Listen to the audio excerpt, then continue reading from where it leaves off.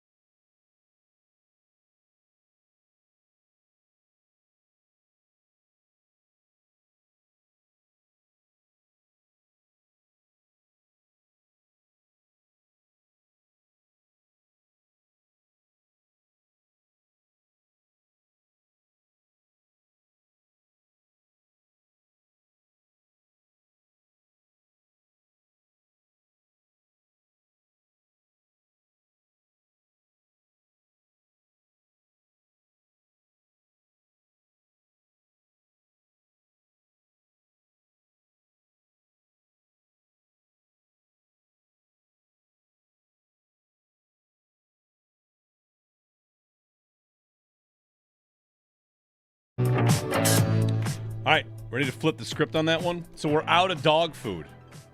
What do you feed the dog? Right? I'm out of dog food this morning. All right, well. Realized last night, so he got like what did he get last night? I would go ground chicken turkey. and rice probably. At 5 a.m., 4:30 in the morning? Oh, it was 5 a.m.? I wake up and I realize there's no dog food. Yeah. I'm not about to boil up some chicken and rice fry. I got things to do. Yeah. Now, I'm not wanting to do that at 4 o'clock in the morning. No. We didn't have food for him last night either. We ran out. We're waiting for the shipment to come in. Anyway, yeah. Last night he got leftover ground turkey and a banana and peanut butter, a little bit of peanut butter on All that. right. So he's living it up. He already loves that. So today, it's like, oh, man, I got 5 minutes to think. What can I feed this dog? And I went with another banana. Okay. A little bit of peanut butter on that. And I took biscuits. They're these small treats that are not crazy. How different is a dog biscuit than just the ground up stuff in a larger form? Isn't it mostly the same? There's probably not as much nutritional value, I would imagine, in those things. Fair. Yeah. But that's what he got for breakfast, 3 or 4 of those and a banana. Okay. That seems fine. Yeah. You're just, getting by, too. And when we also are on the automatic dog food shipment, so there will be times where it's starting to get low, and we know, track the package. That's where we're at. Yeah, I've never really gone out and bought dog food. It just shows up in my house. Not never, but it's been a while. You've never? I think it's just always been automatic. I mean, maybe when he was a puppy. Okay. Yeah, probably. But since then, so 4 years since that really happened, that I just went out to the store and bought dog. I mean, I guess you could have done that, right? Yeah. We got a call right off the bat. Chase is ready to tell us what minutes to feed a dog with no food. Let's go, Chase. What's up? So basically, I have a 13-year-old dog. She's an English pointer, a little bit of lab, and she prefers to eat 90% of my food from me. Right. I'm sure you guys are used to that. She'll basically eat almost anything, but her least favorite thing in the world is ramen noodle soup for some reason. She will not touch it. I mean, I've never thought to give the dog ramen noodle soup. I would not think to do that. When people ask me if my dog likes, does he like this or this? I'm like, he eats wooden spoons. You don't have to ask what he will eat. He'll eat anything. Uh-huh. And if we're thanks, Chase, for the phone call. And if we're low on food, I also have the justification of there will be small children eating around him all day. Yeah. He's gonna get fed. Yeah. He might have a peanut butter and jelly sandwich for lunch because when they walk out of the room, if they leave it on a little low table, we always say, like, don't you leave your food Yeah. at his level. Yeah, my dog is smart and evil in a way where he will know if I were to just give him a chip randomly, middle of the day, he'd eat it and love it. He'd be fine. He know if there is chicken or some sort of meat on the plate also, and I hand him the chip, he will take it and he will set it on the ground in front of him. Wow. Yeah. No thanks. He's like, I don't. like, That's not what I want. I'll pass, I'll boss. pass. I want the chicken. Wow. He will do that. That's awesome. Yeah. He will. Same thing. Like if there's he loves peppers. We give him peppers. He loves it. If there's chicken on the plate, he's not eating. He sniffs it. Nope, that's not what I want. I want the other thing that's on your plate. I'm somewhat reluctant Evil. to say what foods my dog eats because I don't want to be bombarded with wooden actually that's toxic. Wooden spoons aren't. That's probably bad. We don't feed him the wooden spoons. He just decides. He just will eat one and chew it to pieces. Every time we go into his crate in the dining room, I have to go in there like, oh, what did you get this week? And pull it out of there like it's a Sarlacc pit. Yeah. If that's the right reference from Star Wars. Anyway, good morning, everybody. Jeremy and Joe. Happy Wednesday.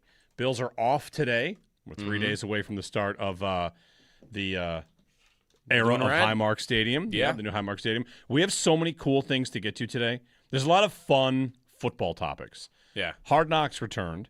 And I heard some rave reviews compared to last year. Well, they're doing it with the champs, so they get to do what they want, right? Nobody's nervous. So the Seahawks are on Hard Knocks. Also today, we get to do a lot of guessing of fun things. Mm-hmm. The Bills have a play called Pop Warner. Mm-hmm. And we don't know what it is, and Josh Allen says we'll find out eventually. Mm-hmm. So we have to guess the trick play. That's something we get to do. They have a play called Pop Warner. The Akron football team is taking entries. Someone can be their offensive coordinator for a day. Yes. And script their opening drive. Yep. Okay, that's out there. Also, some contracts signed that lead to some conversations about the Bills. That's Zay Flowers, and the Bears signed their right tackle to a big deal, and I think there were a couple of cool conversations out there in the Bills sphere about that, which made me want to go back and reevaluate last offseason and the 5 contracts they signed. Yeah. Let's revisit all those and how we think about them. Yep. The Bills' uniform schedule comes out today. Yes.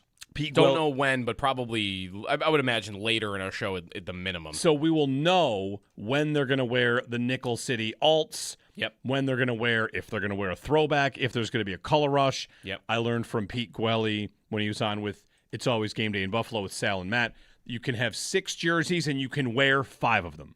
Mm-hmm. So they'll have 5 jersey sets. When do they wear the rivalries? When do they wear Nickel City? Anyway, the jersey schedule comes out today. Mm-hmm. That's cool. That's fun. Joe Marino at 7 o'clock of Locked On Bills. Evan Lazar on the Patriots at 9. Sal checking in around 9:15. Mm-hmm.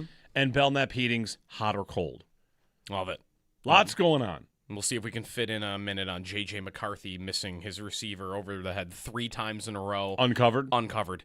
Listen, the grad assistant, he heard the footsteps of the grad assistant. The grad assistant. Yeah. The grad assistant went 3 for 3. Yeah. Against McCarthy. Imagine going you just go out for a beer that night with your buddies and McCarthy threw at me 3 times today. Yeah. Didn't get a single touchdown. I covered Jefferson 3 times. He had 0 catches. 0 catches. Yeah. Just grad assistant island. Let everybody know. In Minnesota. Right. So, plenty to get to. The highlight of camp yesterday, and we'll talk about this with Sal coming up later today, but, he's in a couple hours.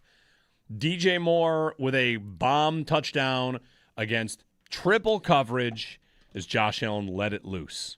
And it's a highlight. It's a clip. It's a picture. There's a lot to like about this.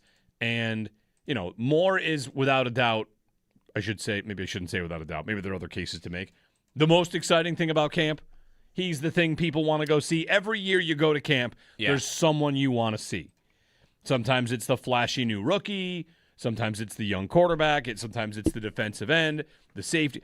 Right now, if you're going to camp or if you could watch a Bills practice or if you're going to the Blue and Red on Saturday, what do you want to see? I want to see DJ Moore. I want to see Josh Allen throw the ball to DJ Moore and see what it looks like. I want to see DJ Moore running routes. I want to see how fresh he looks. I want to see how fast he looks. Everything about DJ Moore, I want to see him on the field and just, watch him. Yeah. And yesterday, he delivered. You would have gotten your money's worth of that one throw. Yeah. And every angle you see of that throw almost makes it look better. Yeah. The one from the near sideline where you see the bucket Allen put it in. But, I mean, just to have a guy that is running behind the defense like that, even if it's only by a little bit, I mean, I'm more inclined to believe and buy into training camp hype when it's a guy that has done it before. Yeah, he's got a career. He's got a resume. Rather than a Coleman or even a rookie that, okay, this guy's new and he hasn't done it yet, so I should be excited. I want to be hesitant about that in camp. But when a guy has had a 1,300-yard season in his career, and even it was, 2 years ago, 3 years ago that he was still that player? It wasn't 7 years ago. It wasn't 5 years ago. I'm inclined to believe that it's real because he's done it. Yep. And I'm more inclined to start wondering about, maybe Chicago was really just a really bad fit between him and Ben Johnson. Maybe not even just a bad fit, but just maybe was getting ignored by the coaching staff there because they had other pieces, and wanting to believe the optimism now that he's, I think, instilling in everybody. Yeah. Through 5 days of camp, 6 The days of camp. idea of just, hey, it probably wasn't a good fit. Maybe it can work somewhere else. We don't have to look too far for that. That was Diggs. Yeah. Diggs was great, and then the offense changed, and he didn't really fit into it. And in Minnesota. in here too? Yeah, in Buffalo. Yeah, he didn't really fit into it. Really both, I guess. Yeah, and we thought, wow, does he still have it? And granted, much like DJ Moore, he probably doesn't have it like he did when he was 23, but the idea we'll just get him in an offense that actually fits it, his skill set a little better, we'll use him a little differently, all of a sudden it could be a good fit. And it's the type of plays. Everything you see in a clip or hear from Sal or whoever about what he's doing at camp, doesn't it sound like everything he's doing is down the field? Yeah, there's a lot of that. And that's important to me. There were two comments I saw about this catch that I really liked. So, again, it's one catch. It's camp. You will not out camp doesn't matter me. But there's two things. One, Anthony Borowska from Cover One pointed out on that big, long pass to DJ Moore, he just wrote, "This isn't mesh." And I was taken back, like many of you may have been taken back right now. Yeah. We all became familiar with mesh, which is the receivers all run across the field into each other because no one can get open, and you hope the traffic gets them open. Oh, man, I remember, who was it? Somebody that really does the film in the NFL in the media was just bewildered by how often the Bills would run mesh in important situations, like third downs. Every scenario, it was the film guys would say Joe Brady spams mesh all the time. It's all they run. It's unbelievable. You see teams predict it. So, okay, there's one way that maybe they're less predictable. But he's down the field. This isn't mesh. And then the other thing about this catch from DJ Moore, again, he's making catches at camp. That's not surprising. He's made this exact catch. He made this. Is this the exact catch he made in the playoff game? It's except in the playoff game there was only one guy all over him. In this one there were three. You mentioned that Allen threw it into a bucket. It's also like a basket catch over the. It's Willie Mays. Is that not the hardest catch to make in terms of ball tracking and how you are as a receiver down the field? He is looking directly up and makes the catch. And he's made that catch before. He has a career of making a catch like that. To me, that's elite ball tracking. That's a tough catch if there are not three guys next to him.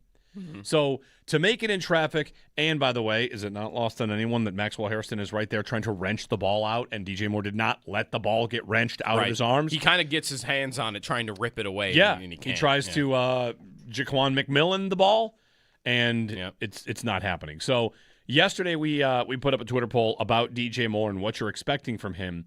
And then at camp, he delivered with, I want to say, the play of camp, and the conversation around Moore yesterday seemed to really kind of crystallize. Everyone's pretty impressed. The results of our poll, by the way, which DJ Moore outcome are you expecting? 67% a clear upgrade that helps, 19% to the absolute moon.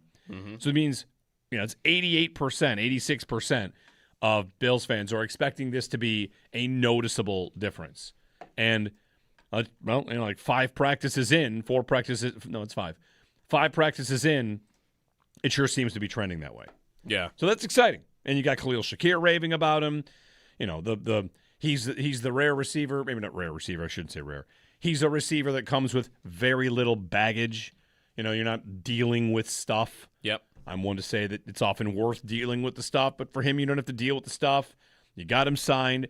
You know, the acquisition price, you can still kind of feel about that how you do, but, you know, it's not the offseason. We're not playing contract. We're playing football. Yeah. So I'm excited about it. I think it looks good. That one trait, by the way, about him just ball tracking and catching the ball, he comes with that reputation that anywhere the ball is put near him, he's often going to come down with it. Looking through real quick, every single player on the Bills' offense has a higher career drop percentage than DJ Moore, except for Khalil Shakir, which almost feels like it's cheating. A little bit.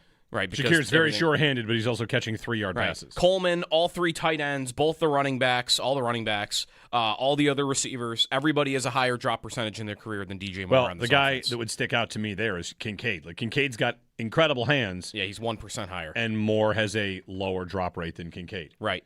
And Moore has run a lot of deep routes throughout his career. That's, again, where, like, Shakir has an insanely low drop percentage. Why? Because all the passes are 1 yard. 2 yards. Like, they're not traveling very far. Yep. Moore in his career, he's not been like a one-trick pony down the field. Like, he is not, what Alec Pierce has been so far in Indianapolis, trying to become something else.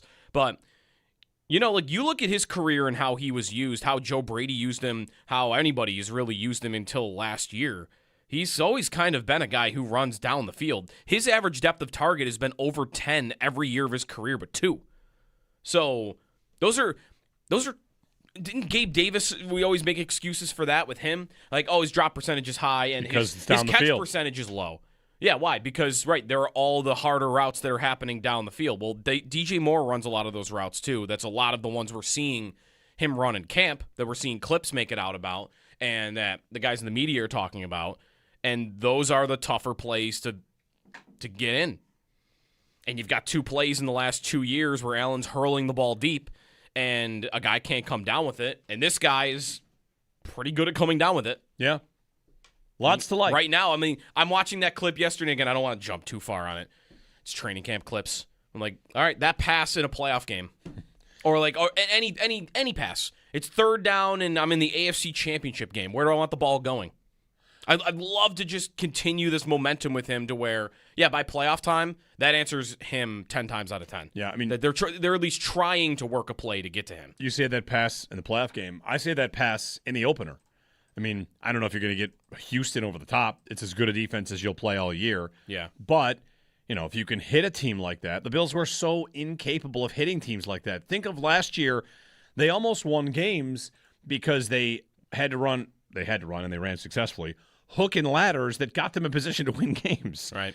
And that was their best way to move the ball down the field was hook and ladders. It was still kind of like a short throw and get it to somebody in space. Now, maybe they have 1, maybe they have 2, maybe Cooks comes back. You can add and have 2 guys that can go down the field. Maybe Shakir's in that boat too. So it's going well, and I'm thrilled by that. I'm also thrilled to see, now that we see this, Will we never have a time where they are completely ignored at the position? Hey, this guy comes in, he's good, and Allen is all of a sudden unlocked to throw the ball down the field, and everybody immediately notices, like, okay. Mm-hmm. Turns out having a guy like that is super important. It's not, not to, bring up old wounds, but it's not fantasy football here. It's a player like that is super important to how the offense runs and how defenses will play you. And the Bills tried for multiple years to get away with something else. And whether that was McDermott or whoever it was, to me, it's encouraging.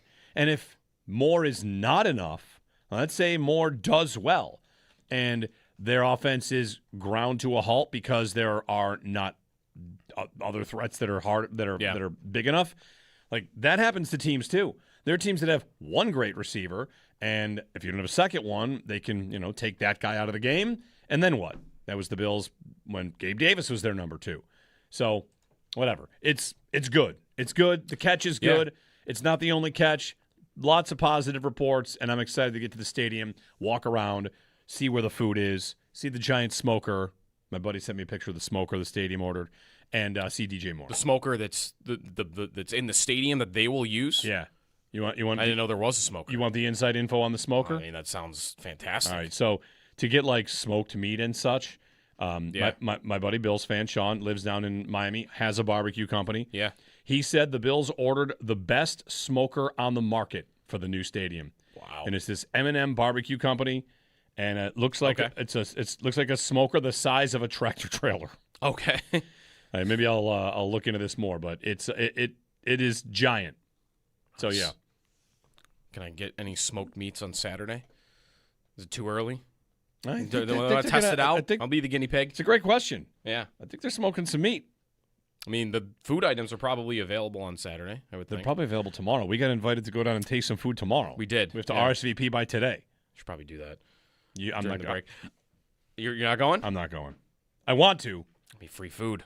I know, but I'm not going. And I'm exciting just to see like what they're offering. And just to walk around. You know, like the other thing about Moore and the down the field stuff, it wasn't just the Bills. How many teams really prioritized keeping around or adding a receiver that is a vertical threat for the offense to make sure they kept that? Indianapolis made sure they were keeping Alec Pierce. It's why Alec Pierce got paid. And to me, why did Christian Watson get paid in Green Bay? Well, why did the Seahawks pay Shaheed to stick around? Right, because defenses are so clamped down into playing safe cover 2, and like a guy that you can throw over the top of that stretches the rest of the field for you. It's and actually be threatened by it, right? Because the Bills would do that. They would throw Tyrell Shavers at it, wouldn't they? Yeah. They would throw whoever, like somebody to was that what a Joe Brady route was? A Joe Brady route is just run. Right. Run down the field. You're trying to do that. You're trying to push the defense back and out of that cover 2 shell.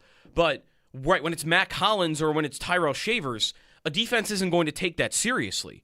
But if you have a legitimate threat down there, like now I'd be actually willing to accept, okay, DJ Moore will actually provide value for you on plays where he's actually not even getting the ball because he's pulling attention away, and a defense, if he's got 5 catches for 70 yards already in a game and they hit one over the top, now, okay, he's running vertical down the field. The defense might actually react to that, be more likely to, I got to have 2 guys over there. On practice yesterday, they had 3. Like, I've got to have people there to defend him over the top. Before, you didn't have to worry about it. Like, take your shot. Throw it to Shavers 50 yards down the field. Throw it to Coleman, tightly covered 50 yards down the field. Like, we'll take our chances. Now I think you might actually get a real impact from that. Craig in Rochester on DJ Moore. Hey, Craig, good morning. Morning, guys. Joe, you're kind of speaking what I was thinking. Everyone knows training camp is the fool's gold, but watching Moore's catch, I'm just thinking, like, if he's just good, he doesn't need to be an all-pro. If he's good and does what they need, how much does that just slot and kind of fix that wide receiver so much where you're not forcing Shakir into a million different things? Palmer and even Keon are more in positions at wide receiver where they need to be. Houston and Denver, both those teams were pressing Buffalo where they knew we couldn't beat them. Now, just the offense, I mean, it's funny to say because it's really a good offense, and they have a lot of talent in other places, but it just feels like if Moore is just good, how much that fixes an offense that already was really good, but, just allows things to be where they need it. And, we've talked about the wide receiver train, but it's like it really does. That's what's been missing is it fixes an offense that's been missing that extra element that you need. And, Barwell had his piece on, skill position. I feel like even if Buffalo's wide receivers go from 30th to 16th, that is a huge upgrade for a place where we've been sitting here for years. Like, come on, we just need that little bit of extra juice. So I'm trying to keep it in perspective because it is training camp. You never know. But it does feel like if he can just be good, that will help to fix and slot everyone where you really need them to be. And that might even help the development of Keon, regardless of my thoughts that he might not get there. So that's my thoughts with yesterday and kind of where we're headed. Yeah, thanks, Craig. To me, like you said, the wide receiver train, this has been a 4-year conversation, and for a while there, kind of got lost that like no one. I shouldn't say no one. I didn't believe you needed to have Justin Jefferson. You don't need to have Moore doesn't have to be a top 20 receiver for them to get massive upgrades. I used a comparison. I used an analogy in my text club, setting out the highlight of that The catch from the yesterday? catch. Like seeing DJ Moore at training camp this year after the last 2 years is like seeing color television for the first time. Like it did not exist. This wasn't there. It was Marquez Valdez-Scantling coming in for 2 weeks, and Chase Claypool, and like a desperate, just everything you found on the side of the road. And they went out and they paid for this guy, and they paid a lot, but it's gonna, I would hope, it's gonna at least return good. If he's good, that is a unbelievably big upgrade. Last year, the guy that the Saints waived became your best outside receiver. Right. Like, it's such an upgrade just to that. Now, could you upgrade further? Could you get better? Yeah. Maybe they'll do that in time. But to what Craig said, like I'm kind of fully aligned with. It's a good sign. And to the point about Barnwell ranking their skill positions like 28th, there was an easy explanation for that, and that's that he valued receiver more than tight end. He flat out said it. I'm gonna grade this on receivers as the Which most. I think is right to do. Right, as the most important because they're paid the most. And, running backs and tight ends are down below that. And the Bills' strength is still, I believe, at running back, tight end, and 1.5 receivers, So, good times. 803-0550 if you want to give us a call on, your DJ Moore expectations. And Zeus, the name of this giant smoker is the Zeus. The Zeus. Let's call this company. It's pretty good. M&M Barbecue, the Zeus, the biggest wood-fired rotisserie smoker you never knew you needed. This thing is the size of a dumpster. I mean, it's the size of, if you go outside and see the generators that outside of office buildings, that's the size of this smoker. Yeah.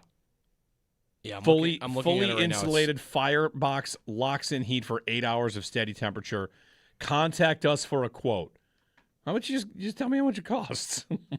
Yeah, that's interesting. I want this thing to be like $10 million. Usually the things that like the price isn't there on the site. It's like you got to contact us to know the price. Like, that's usually pretty expensive. Yeah, pretty expensive. 14 triple hangers, 14 racks. The Zeus. Yeah.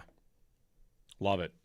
803-0550. Yeah, so stadium getting closer. Lots to get to today. Training camp. On the Bills' contracts, we should dip into that a little bit because yesterday Zay Flowers signed and the Bears' right tackle signed as well and spun off some conversations on Bills' contracts we can get to as well. Jeremy and Joe waiting for that uniform schedule today. Finding out when the Bills are going to wear what. Our first guest, Joe Marino of Locked On Bills, coming up at 7 o'clock.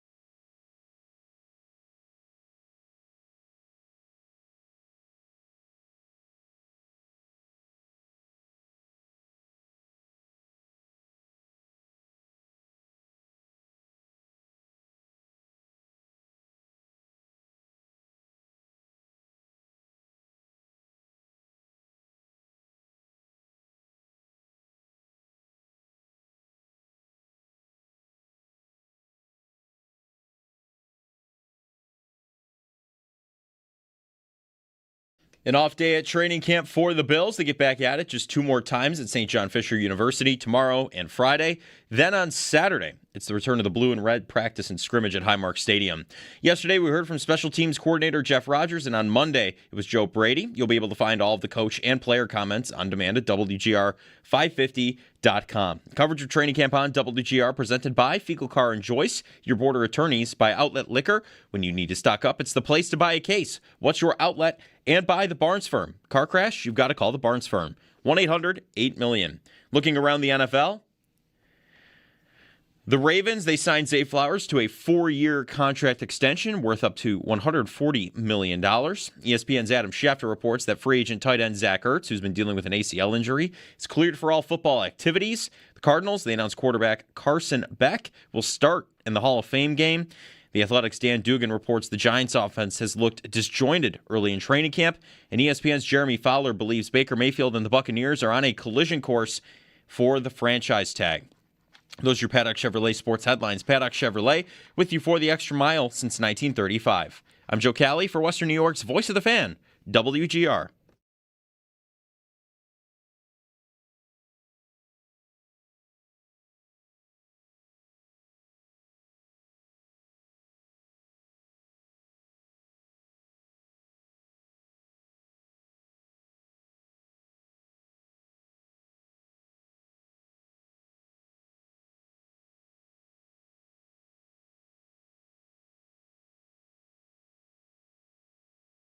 He's just a big kid, and he just loves the game and want to go out there and play free and wants everybody to eat, so that's his mentality.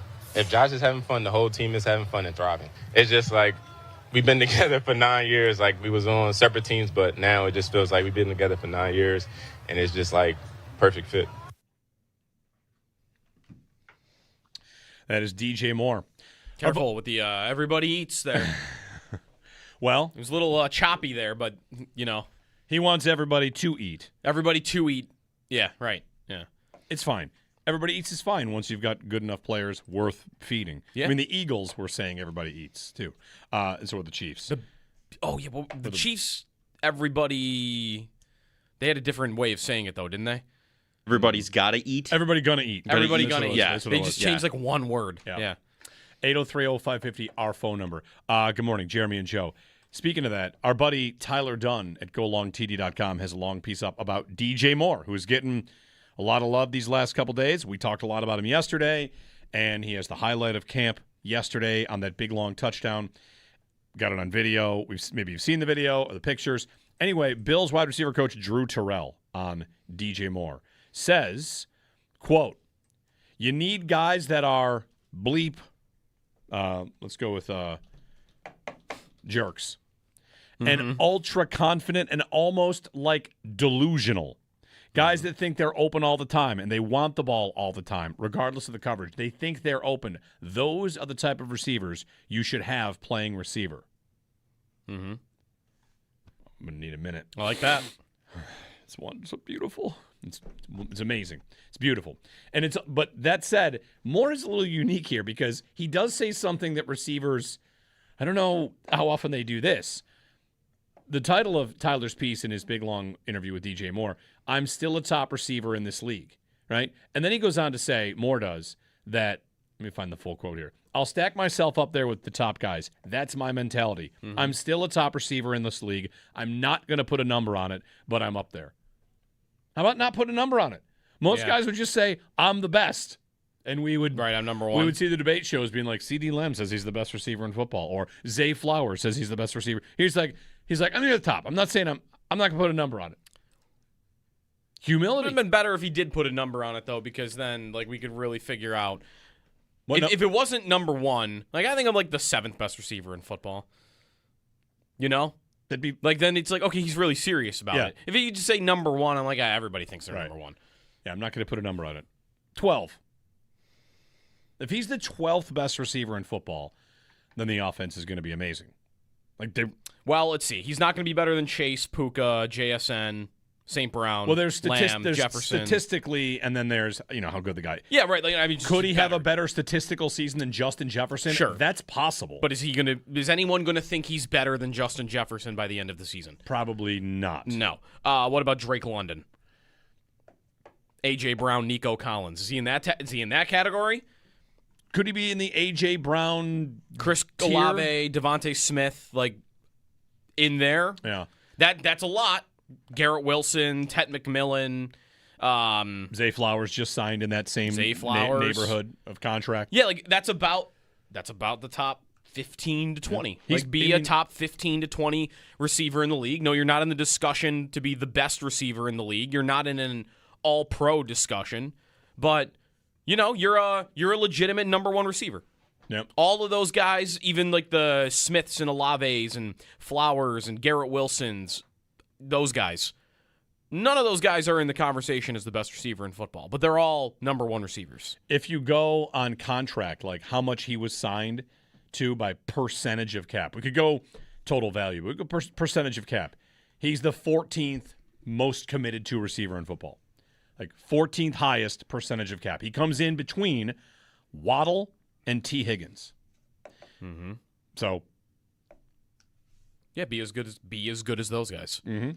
He wasn't last year, and if he were to, was he ever? That's kind of what he said. Was the best he ever was?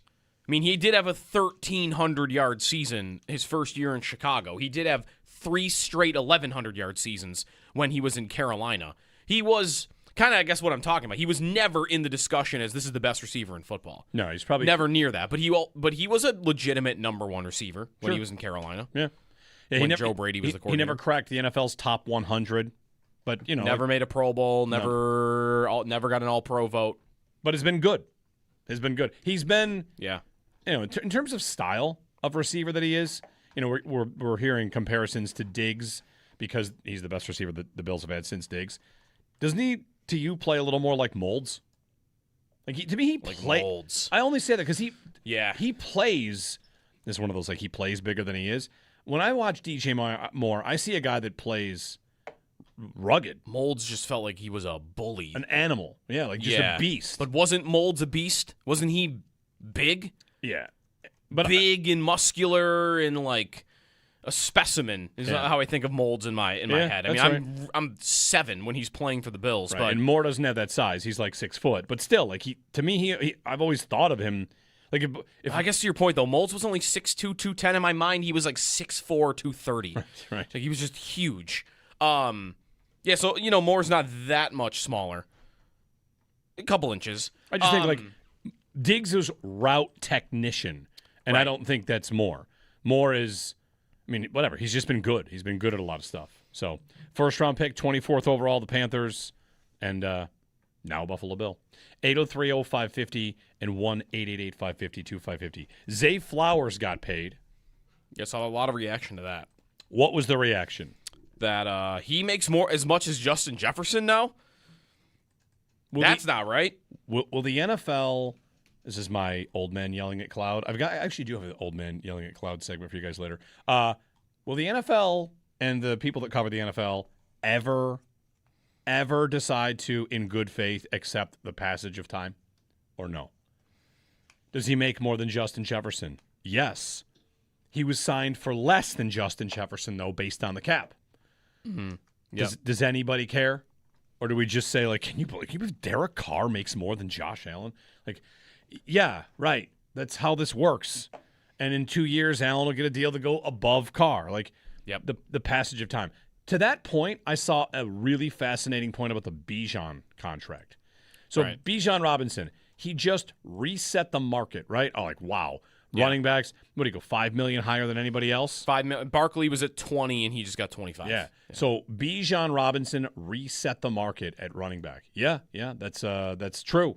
But Brad Spielberger, formerly of Pro Football Focus, had this to point out, that if you did contracts and kept the total cap in perspective by year, Bijan just signed for $22.25 million to be the highest paid running back in NFL history, right? Mm-hmm.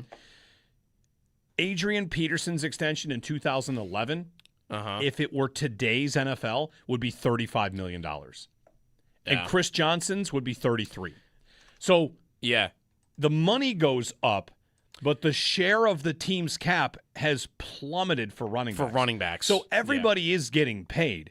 But to me, this is was a great little a benchmark for whenever I'm sitting here yelling like an old man about, listen, you have to understand the cap goes up every year. And yes, guys that feel like they shouldn't make more than the other guy do because 2 years have passed and the cap has added $70 million. So they get more money, but a lower share. 2011 Adrian Peterson in today's NFL cap would be a $35 million running back. Right. That to me has been more about running back, right? Because all the receiver has just gone up, like the total number. Quarterback, same thing. Like just keeps climbing. It would make sense to me that the running back percentage number has continued to drop because they all made the same thing for a decade. Like the total number stayed the same. Yeah. Like what did Peterson get in 2011? He was probably getting like $15 million a year. Yeah. And what were the best running backs in the league getting 3 years ago? $15 million a year. It's also worth pointing out, if you look at the top paid running backs, Bijan, again, reset the market. He went above Barkley and McCaffrey.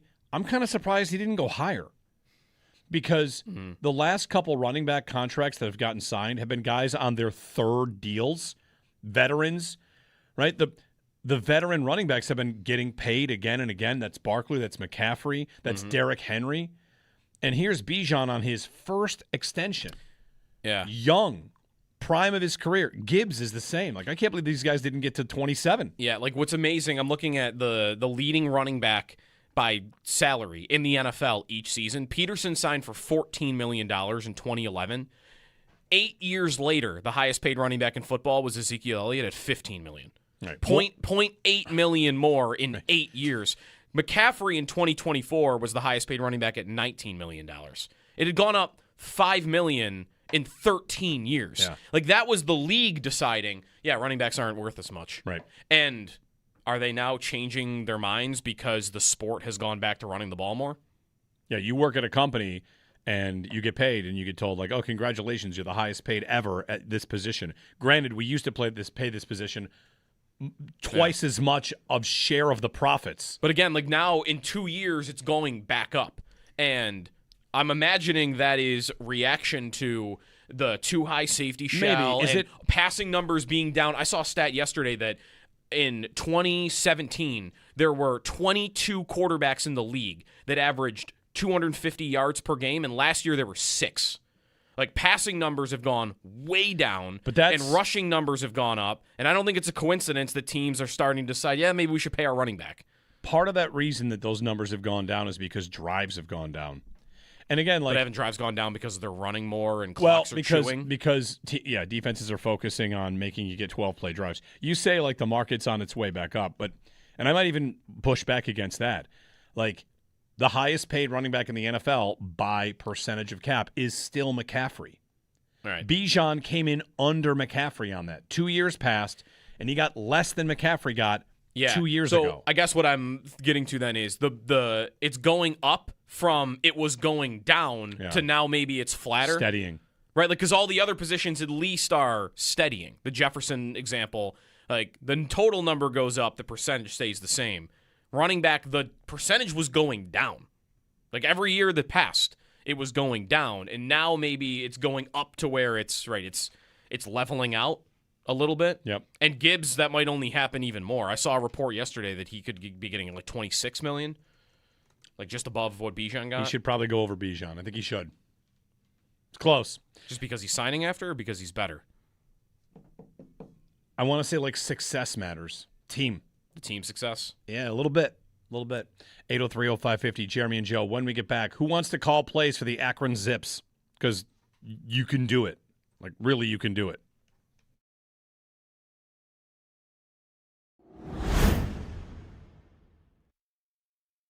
That one trait, by the way, about him just catching, ball tracking and catching the ball, he comes with that reputation that anywhere the ball is put near him, he's often going to come down with it. Looking through real quick, every single player on the Bills' offense has a higher career drop percentage than DJ Moore, except for Khalil Shakir, which almost feels like it's cheating. A little bit. Right, because Shakir's very everything- sure-handed, but he's also catching 3-yard Right. passes. Coleman, all 3 tight ends, both the running backs, all the other receivers. Everybody has a higher drop percentage in their career than DJ Moore. Well, on the this guy offense. that would stick out to me there is Kincaid. Like, Kincaid's got incredible hands, Yeah, he's 1% higher. and Moore has a lower drop rate than Kincaid. Right.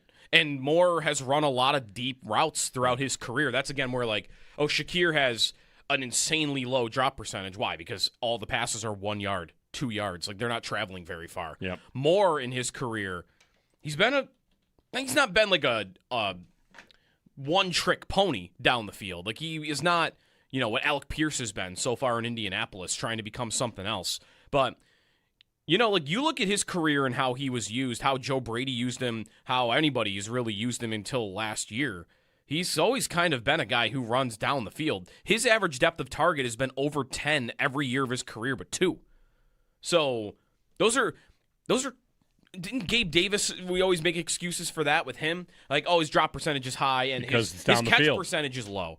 Yeah, why? Because, there are all the harder routes that are happening down the field. Well, DJ Moore runs a lot of those routes, too. That's a lot of the ones we're seeing him run in camp, that we're seeing clips make it out about, and that the guys in the media are talking about. And those are the tougher plays to get in. And you've got 2 plays in the last 2 years where Allen's hurling the ball deep, and a guy can't come down with it. And this guy is pretty good at coming down with it. Yeah.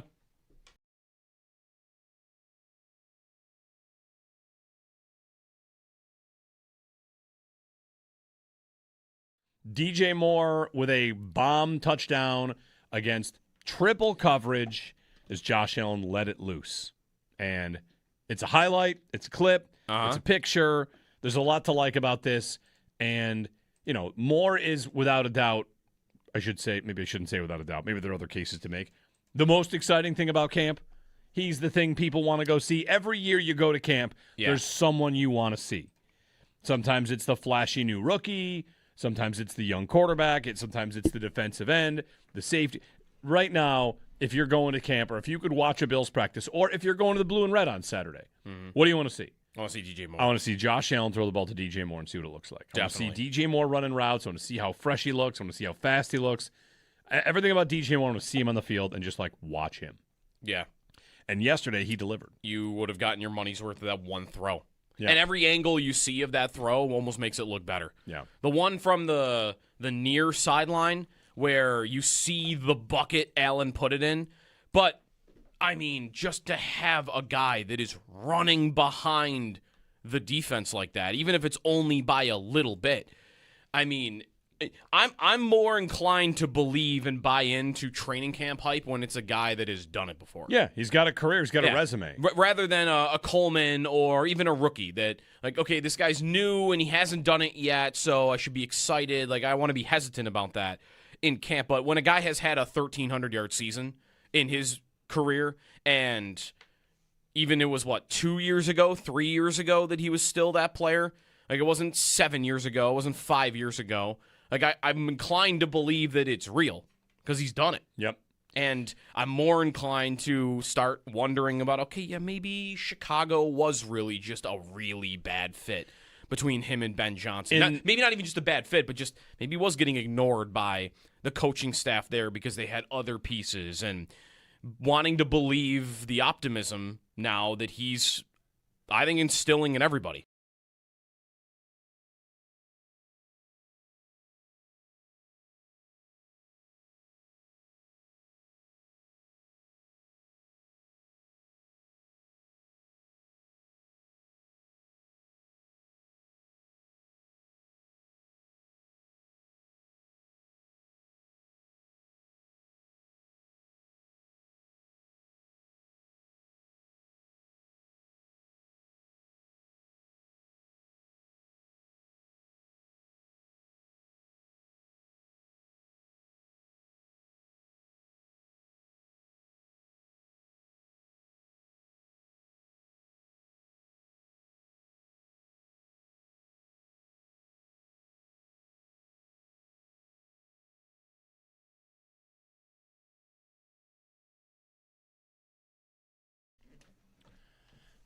So in a story that I needed to check 10 times over and over and over. That can't be real. They're not doing that.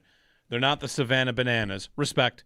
They're not the Chili Peppers or the Go emojis, the glow emojis. Or the clowns. Sure. The indie clowns. Is that another one? Yeah. The Akron Zips are offering a contest. That's the college football team. Yep. You can be the offensive coordinator of the game. One lucky fan will be able to script the opening drive in their home opener. Yeah. Yes. Love it. Who are they playing? Robert Morris. All right, start scouting. Disrespect to Robert Morris. Really? It's got to be an unbelievable amount of disrespect to Robert Morris. The bulletin board. Sure. The bulletin board is going to be on flames in that locker room. They're letting a fan script the opening drive. Yeah. The Robert Morris defensive tape on that. The defensive coordinator should resign today. Like that's true. Clearly, like they do not think much of me. No, not at all. Have you seen some of the responses to this on social media? I have seen whether it's QB kneel or kick a 70-yard field goal, that in an era of the internet where Boaty McBoatface wins a contest to name a boat, Yes. that someone's going to come in there and just make a mockery of it. Fake punt. Yeah. You're going to meet with the offensive coordinator and game plan. Mm-hmm. That's how this will work. Yeah. Listen, I think there is nobody under more pressure in football going into the fall than Marshall Cooper, who is the defensive coordinator of Robert Morris. You can't give up a touchdown. You cannot. You got to get a 3 give and up out. a touchdown going up against a fan. You can't do that. It's either it's fired on the spot if that happens. It's either that guy or it's the Akron Zips offensive coordinator. Because if anybody off the street can walk in and script a touchdown drive, then that guy's got to get out. Right. See you later. Yeah, he's got to follow up with another touchdown on their next series. If somebody's coming in to operate his offense at a high level, then that guy needs to be scoring every drive. Imagine the post-game show, like, listen, guys, I'm not one to, hit the panic button too quickly, but I think that guy that called plays against Robert Morris should get the job. Andrew Goodrich, Dr. Andrew T. Goodrich, Director of Athletics. We're always looking for new ways to bring our fans closer to the program. This is about giving our most loyal supporters a seat at the table alongside our coaching staff on the biggest night of the season. Letting them call the plays. That is insane. Yeah. Script the opening drive. I love the Ken Dorsey freakouts in the booth that are getting posted when I call a flea flicker double reverse quadruple lateral on 3rd and 36 and get tackled for negative yards. Yep. Gotta love listen, it. I think maybe they would take that. They're punting. Just don't turn it over. You just don't want to pick six. Pick 6 on the quarterback. Don't forget, famously, in the book Collision Low Crossers, when Rex Ryan turned over, by famously I say I remember this, Rex turned over his play calling to the guy writing the book for third downs. Oh, yeah. In the preseason, and the guy called a pick 6. Wow. Yeah. Yeah. That's funny. I wrote a book called The Pick 6 on the defensive side. Joe Marino, the Locked On Bills podcast, when we return, get his thoughts on the offense, DJ Moore's awesome catch and how that's got people excited, and everything else that comes with it. I know he's big on Caleb Elarmzor. We'll get into the linebacker conversation as well. Haven't talked to Joe in a couple weeks. We'll bring him in next here on WGR.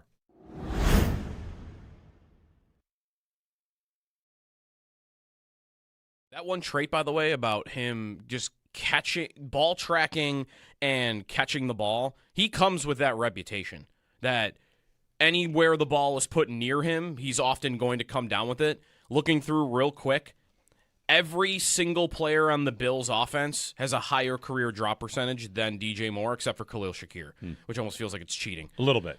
Right, Shakir's very sure-handed, but he's also catching 3-yard right. passes. Coleman, all 3 tight ends, both the running backs, all the other receivers. Everybody has a higher drop percentage in their career than DJ Moore. Well, on the this guy offense. that would stick out to me there is Kincaid. Like Kincaid's got incredible hands, Yeah, he's 1% higher. and Moore has a lower drop rate than Kincaid. Right. And Moore has run a lot of deep routes throughout his career. That's, again, where, Shakir has an insanely low drop percentage. Why? Because all the passes are 1 yard, 2 yards. They're not traveling very far. Yep. Moore, in his career, he's not been like a one-trick pony down the field. Like, he is not, what Alec Pierce has been so far in Indianapolis, trying to become something else. But you look at his career and how he was used, how Joe Brady used him, how anybody has really used him until last year. He's always kind of been a guy who runs down the field. His average depth of target has been over 10 every year of his career, but 2. So those are Didn't Gabe Davis, we always make excuses for that with him? Like, oh, his drop percentage is high and Because his it's down the catch field. percentage is low. Yeah, why? Because, right, there are all the harder routes that are happening down the field. Well, DJ Moore runs a lot of those routes, too. That's a lot of the ones we're seeing him run in camp, that we're seeing clips make it out about, and that the guys in the media are talking about. And those are the tougher plays to get in. And you've got 2 plays in the last 2 years where Allen's hurling the ball deep, and a guy can't come down with it. And this guy is pretty good at coming down with it. Yeah.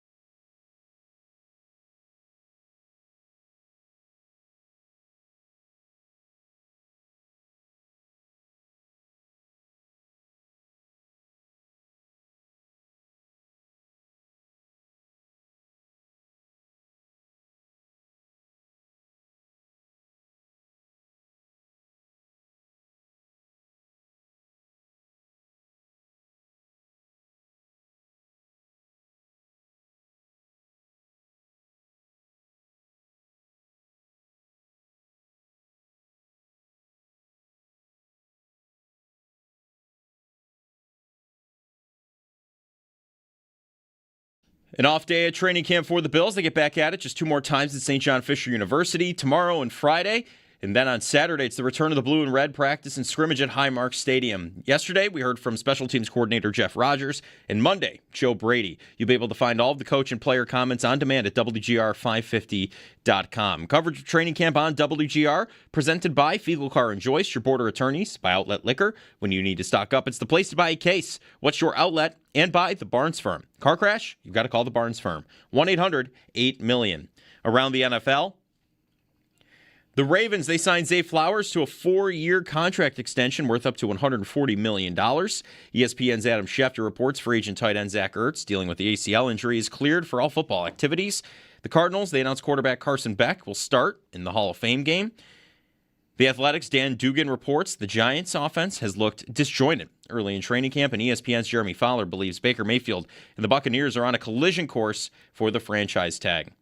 That's your Paddock Chevrolet Sports Update. Paddock Chevrolet with you for the extra mile since 1935. I'm Joe Cali for Western New York's Voice of the Fan, WGR.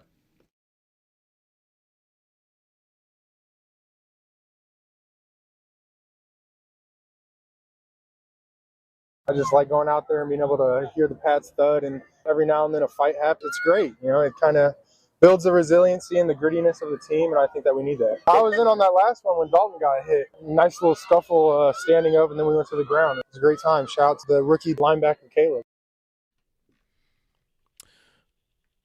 You know the Bills training camp bingo board that goes around on social media? Was one of the squares, like, can't wait, time to hit somebody else?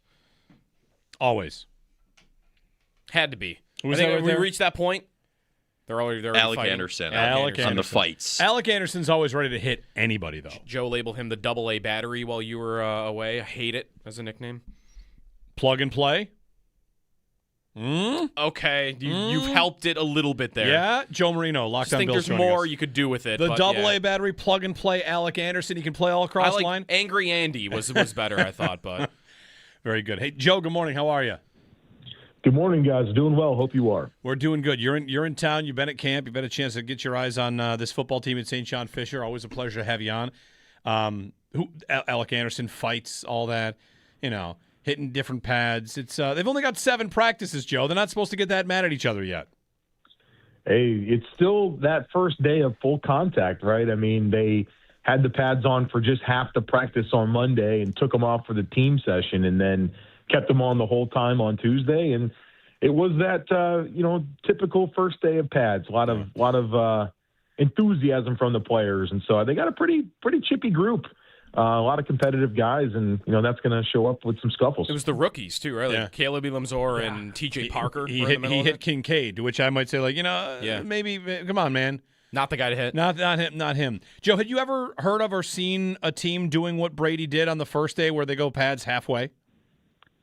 No, and I thought his reasoning was really interesting. He said that it's always bothered him in the past that when the players are in full pads for the first time, that they're spending so much time adjusting the pads and just getting comfortable. And so he has emphasized the importance of, when the pads come on, you hear that from every coach ever.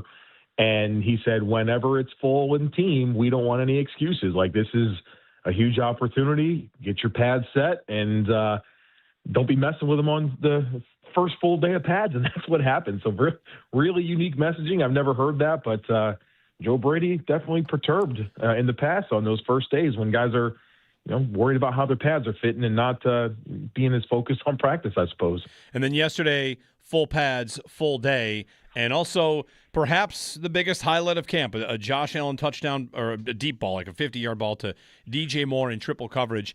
Joe, it seems like that one is breaking contain of, hey, it's just camp. I'll speak for myself here just because downfield throws to the outside receiver, tough catches, like the DJ Moore experiment this year, we're all excited to see what it does. I think early on the reviews are very, very positive. No question, and it's been really fun to get eyes on it for myself the last couple of days. I mean, DJ Moore is he's a really gifted football player, and what's really popped for me is just how strong he is, his ability to play through contact, and whether that's dealing with press coverage or dealing with some physicality at the top of the route or being challenged at the catch point, he's really firm, and obviously he's got good ball skills and hands, and he's got good separation quickness. There's just a lot to like, and he's really blossoming with Josh Allen. You can feel the chemistry is just there. And, it feels like that throw yesterday was the icing on the cake of kind of what's been swelling. And I was behind the offense when that play happened. And, I like to look down the field and kind of see what's going on. And when Josh got rid of that ball, I'm like, is anybody open? And then, DJ comes up with the pass, and then I got to see, all the video that's come out from all the other angles. And that was just, Josh just said DJ Moore's down there, and he just ripped it to him and made a special throw, and DJ went and got it. And I loved how at the end of that play, Max Harrison tries to jump on the ball and pry it out, and DJ Moore did not let that thing go, which was fun to see after the last throw we saw Josh Allen make in a game. How do you feel like it will ultimately play out? Like with Allen and Brady, one thing I think a lot of us know that Joe Brady has done with Allen is helped his process, and maybe it was losing Diggs helped his process too, to spread the ball around, make the right throw. It's something, we've talked a lot about on this show. Do you think that Allen will still do that, of course, but that the presence of a guy like Moore again will inevitably lead to Allen looking to him? Like you said, like DJ Moore's down there somewhere. Will Allen, do you think, for better or for worse, good habits, bad habits, do you feel like at the end of the year we're going to look back and say, like, obviously he was going to throw to that guy a lot more than the others? Well, I am really interested to kind of see that play out. I think DJ Moore is going to lead the team in receiving and lead the team in targets, but is it he has 120 targets, and then Shakir and Kincaid are kind of right there as well, or is it he's got 150 targets and, there's a real gap between him and the next, most frequently targeted players? There's a huge commitment to DJ Moore, right? I mean, it's a big contract they absorb. It's a second-round pick that they traded for him. And we've seen a pattern for when the Bills make big offensive investments, those players are heavily featured. I mean, they trade for Diggs, and Diggs did lead the league in targets his first year in Buffalo. They pay James Cook, and you see the huge boom in touches last season. And so I think the Bills will obviously want to validate that investment, and certainly, DJ Moore coming off of his least productive season, and Josh Allen not getting to 4,000 passing yards. I feel like there's going to be a lot of emphasis for those guys to put up some big numbers, and you start to have moments like they did with that connection. It's only going to, inspire confidence to really continue going to him with the football. And so I think it can help stabilize this offense, where if a lot of times last year, the passing game just felt disjointed and hard. Like it just was too hard for Josh. And I think DJ can help stabilize that, give Josh a true answer. For as much as those down the field plays are exciting, like I was really excited to see just regular outbreaking patterns where he's able to create some quick separation and provide a window for Josh, and Josh hit it in rhythm and just get those buckets. I think that's been missing too. And so there's a lot that this connection can prove, and I think that both guys are chomping at the bit to put up some big numbers this year. When you say like outbreaking routes, am I right to say that Allen and Diggs on the outside had that as the easiest 8 to 12 yards all the time? And is that what you're talking about, like returning to the offense? Of course, just getting the bucket. It's 3rd and 4. You need a completion. And I think the last 2 years you were just wondering where that ball was going to go. I think now you kind of have a feeling that he's going to be looking for DJ Moore. And if DJ Moore is occupied, then you can start to realize that the attention that he'll draw is only going to help guys like Dalton Kincaid and Khalil Shakir. And so it's just like a stabilizing player for this offense, something that they've really missed the last couple of years. Now, Josh has put this offense on his back. They scored a lot of points. Of course, James Cook and the offensive line has been a huge part of it, but this is certainly the second best receiver that Josh Allen's had. And, I'm feeling like the numbers could really push for some exciting stuff. You said there too, like what he could do for the others on the offense. The few days you've seen at camp, what's your impression been of the rest of the receiving room, especially Palmer and Coleman, right? Like those are where eyes are going right now because of the seasons that they just had. Have either looked impressive to you through a couple of days? Well, I would say probably Keon more than Josh Palmer. I feel like Keon's got a little bit more opportunity than Josh. And, yesterday, watching the one-on-ones, it felt like it was intentional. Every single Keon Coleman rep came against Maxwell Hairston, and Keon went 4 for 4 against Max, and, really being physical, right? That's what he did. And, Max is not the biggest corner. He's certainly explosive as an athlete, but just a lot of opportunities for Keon to go make plays on the ball. And he went 4 for 4, coming away with receptions and one-on-ones. And it feels like he's having a good camp. I mean, we've said that before, so I know that maybe that's falling on some deaf ears, but I feel like Keon's looked pretty solid, where for Josh Palmer, I just don't know if the opportunity's been quite as consistent, at least in the 2 practices that I've seen. I know that there was some positivity coming out of the weekend, but it feels like Keon's gotten more run and he looks good, but I know that is met with probably some, here we go again. So does either make more sense than the other, Joe, for like when they're in 11 personnel and like I saw Jordan Love talking about like where the Green Bay guys will line up, and we'll do that with you a lot too. Like who's the X, who's the Y, who's playing in the slot. Does either Coleman or Palmer make more sense for what DJ Moore will do for the Bills and where it might be best to place him? I guess if you could have it in a perfect world, would it be Coleman because of body type, or do you think it matters? Well, I think they're really different players. Josh Palmer gives you this really nuanced route running profile that I think is really exciting, where I think Keon Coleman gives you maybe a bit more of a physical presence, somebody that, can maybe win a leverage battle or be a little bit more dynamic with the ball in his hands. I feel like what's really going to make a difference between those two guys, and I wonder if they both dress on game days, if they both get a jersey. You remember the last few years, the Bills have had a bigger receiver that they would use kind of attached to the formation as kind of like a wing. Last year, Tyrell Shavers did it. Year before was Mac Hollins. And I saw both Keon and Josh Palmer getting repped with Rob Boris and the tight ends in that role. And they were working on just hand placement and working that blocking game. And I think that piece is probably going to be really decisive in who's going to get those opportunities. And so, I know that we receivers are talking about catching passes and making plays. I think who they trust the most to kind of fill those other roles, which player can carve out a role on special teams. That's not really something either guy has done. Can Keon Coleman maybe be the punt returner? I think those are the different ancillary components of the battle to be the guy in 11 personnel, or to be the guy when they want bigger bodies on the field in two receiver sets. So it's a mini battle. I think there's probably a spot for both, but I feel like Keon's the guy that the momentum is with, and certainly the player that has been hyped up the most, it feels like, from at least, the coaches and stuff. But I always wonder, is that just because they're asked about him all the time? Is that part of that? But it feels like he's got the momentum right now. Yeah. It's funny, like you say, is it because they're asked about him all the time? When you mentioned that it seemed intentional, they put Keon against Hairston.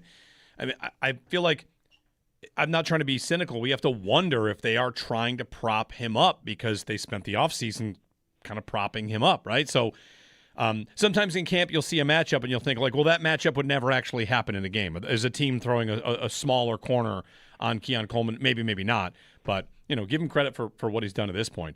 Joe, on the defense, I know you've been bullish on Caleb Elarms-Orr, and feels like he's, if we're talking defensive side of the ball, a bit of the talk of camp. What happens there? He got a chance to get in the starting lineup throughout mini camp, and with injuries to Dorian Williams or Terrell Bernard, like there's been an opportunity here for Orr.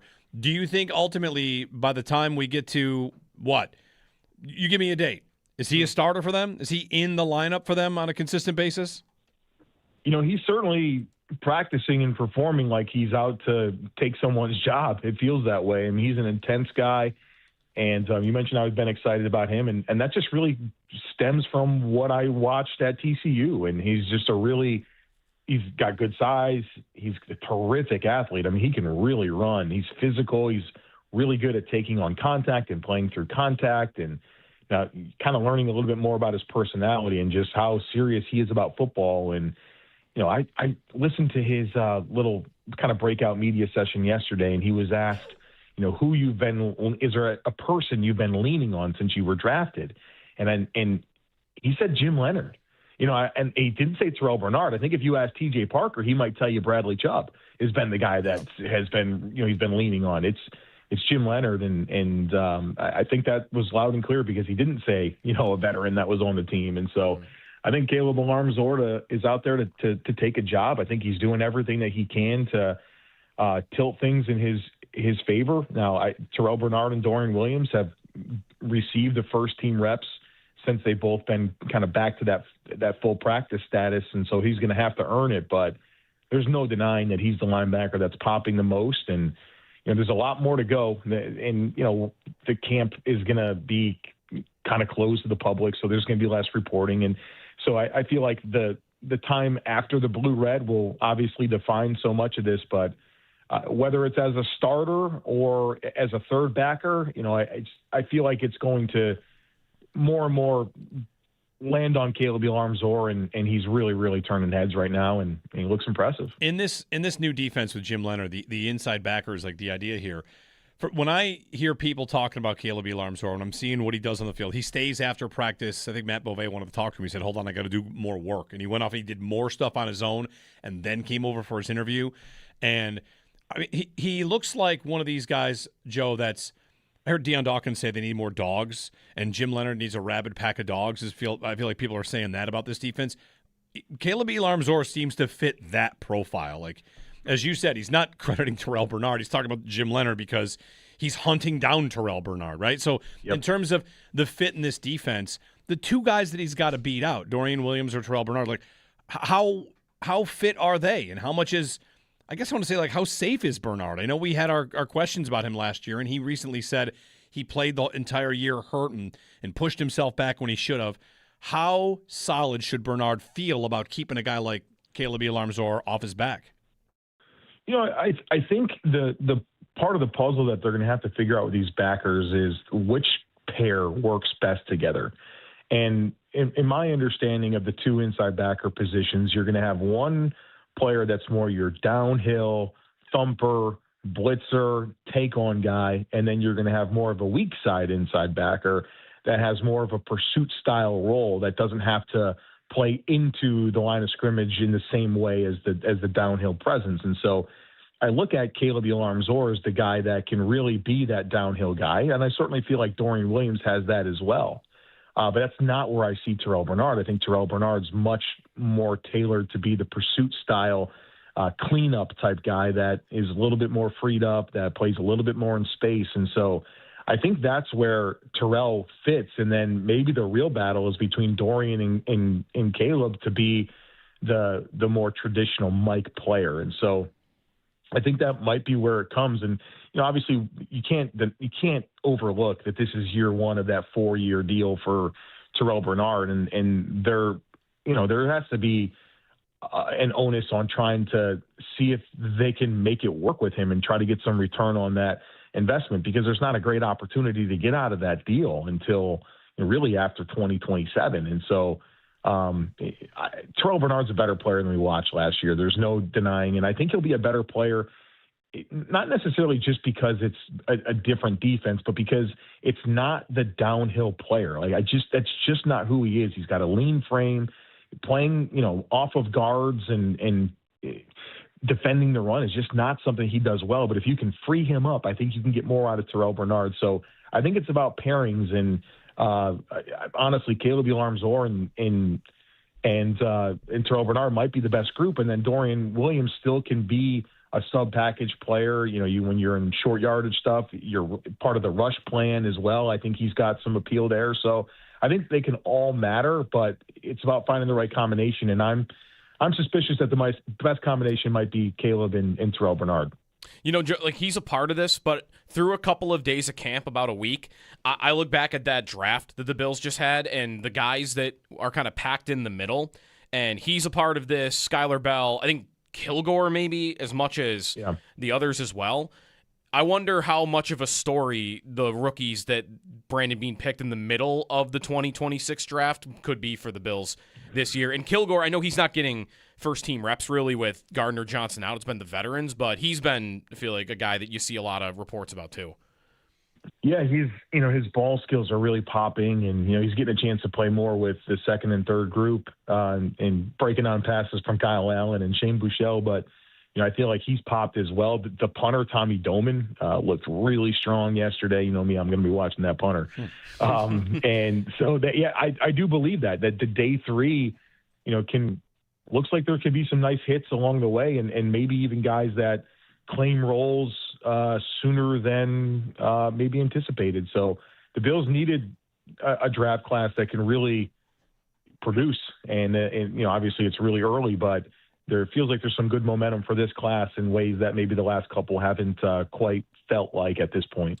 Joe Marino of Locked On Bills. Joe, before we let you go, yesterday, Joe and I had a segment here talking about Vita Vea, and I asked, I said, I need an insider to kind of move this thing along. I feel like people aren't talking about it enough. And there it is yesterday, Adam Schefter. I think Vita Vea being traded is certainly a possibility. I don't see the situation anytime soon. He wants to be traded. Wouldn't surprise me if Tampa traded him later in the summer. So, okay, we've got our step forward on Vita Vea maybe traded. The next step is, an insider reporting, the asking price. What would you, Joe Marino, if you are GM of the Bills, pay for Vita Vea? Well, I'd start by, I think the big piece of the trade is probably your second round pick. And, look, Dexter Lawrence went for pick 10. Dexter Lawrence is 28. Vita Vea is 31. And I think that matters a lot. So I think you offer your second round pick, and then you got to figure out the change. Maybe the change is a fourth or a fifth round pick. Maybe the change is a player. Maybe they're interested in a Dwayne Carter or Landon Jackson or something like that. But I'm probably willing to, if it's a modest prospect plus a 2 or a 2 plus a 4, I'm going to do that. I feel like he would very quickly answer my biggest question about this roster, and really, in a lot of ways, change my perspective on just the overall defensive talent and what Jim Leonard can get done with this group. So I would love it. I'm not holding my breath, but I probably, and I wonder, what would I do if Tampa said, all right, we hear you, but we just want your one. Do you live in a world where, all right, we're talking about a back half of the first round pick? I worry about that a little bit because I think the range of outcomes for this Bills team is pretty broad, or pretty wide, excuse me. But, are you going to trade a first round pick for a 31-year-old nose guard? It's all a little bit silly to me, but I just feel like he's exactly what this team needs. Yeah. So I hope that Brandon Beane's in on it, but also gets it done. The name we got to yesterday, borrowing from the Garrett for Verse trade. What if they ask about Deion Walker? I bet you they would. Would you hang up or would you listen? Because Joe Walker is the only guy that showed up on the Bills' top players under 25 years old, right? ESPN had a list of that. Yeah, Jeremy Fowler was the one who put that together. So he had a pretty solid rookie season. People are excited about him. If they asked about Walker, what would you say? I would say, can I interest you in TJ Sanders? Okay. All right. Very good. Well, we'll see. We'll see if he goes anywhere. Again, it got advanced a little bit yesterday. Joe, a pleasure as always. Thanks again, and we'll keep talking on Wednesdays. All right, guys. Thanks so much for having me. Joe Marino, thanks, Joe. Locked on Bills podcast on the Western Hotline. Of course, follow everything Joe does at thejoemarino.com from, his text club, the herd mentality, Substack, everything. I know he's been, a fan of Vita Vea and the idea. So we'll see if that gets moved forward. But Adam Schefter, I think he'll get traded. That was certainly a possibility. Later in the summer. It's pretty late in the summer. I was going to say, we're already, it's like the end of the month. It's pretty late. That's about it. Yeah. Unless, I would like to follow up. Did anyone follow up on Schefter? What do you consider the summer to be? Is he one of these September 21st guys? No. Is the end of the summer. Imagine trying Football summer would be the end of August. Imagine trying to make the case that it's September 19th and it's late summer while the NFL's playing. Well, imagine he's traded on September 18th. Schefter's like, I told you guys. A summer trade. End of the summer. Yeah, summer trade. It's 3 days left in summer. He got traded. That'd be into the season. He's not going to be traded into the season. When we get back, we got a couple contracts signed in the NFL yesterday, a couple big money deals, and we were just talking there about Terrell Bernard's contract. Let's revisit last offseason. The Bills signed 5 deals. How many of them do we love? How many of them would we, if you could, undo? We'll get to that coming up here next on WGR.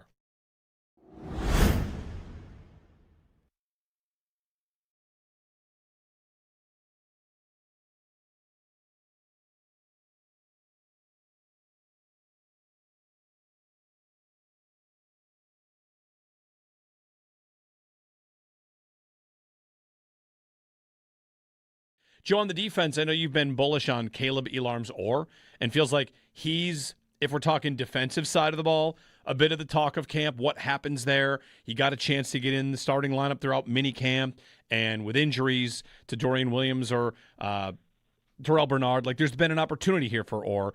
Do you think ultimately by the time we get to what? You give me a date. Is he a starter for them? Is he in the lineup for them on a consistent basis? he's certainly practicing and performing like he's out to take someone's job. It feels that way. I mean, he's an intense guy. And you mentioned I've been excited about him, and that just really stems from what I watched at TCU. And he's just he's got good size. He's a terrific athlete. I mean, he can really run. He's physical. He's really good at taking on contact and playing through contact, and kind of learning a little bit more about his personality and just how serious he is about football. And, I listened to his little kind of breakout media session yesterday, and he was asked, is there a person you've been leaning on since you were drafted?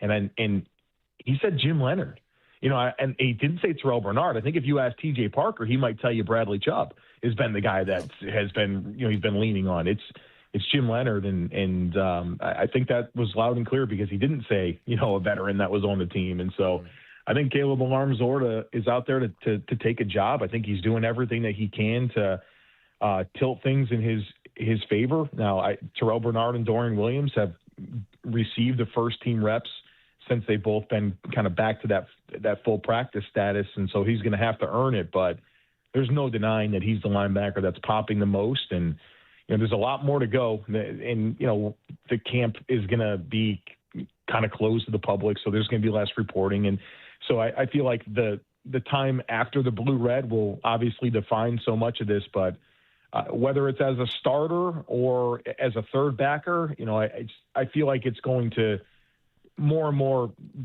land on Caleb Alarm-Zorda, and he's really, really turning heads right now, and he looks impressive.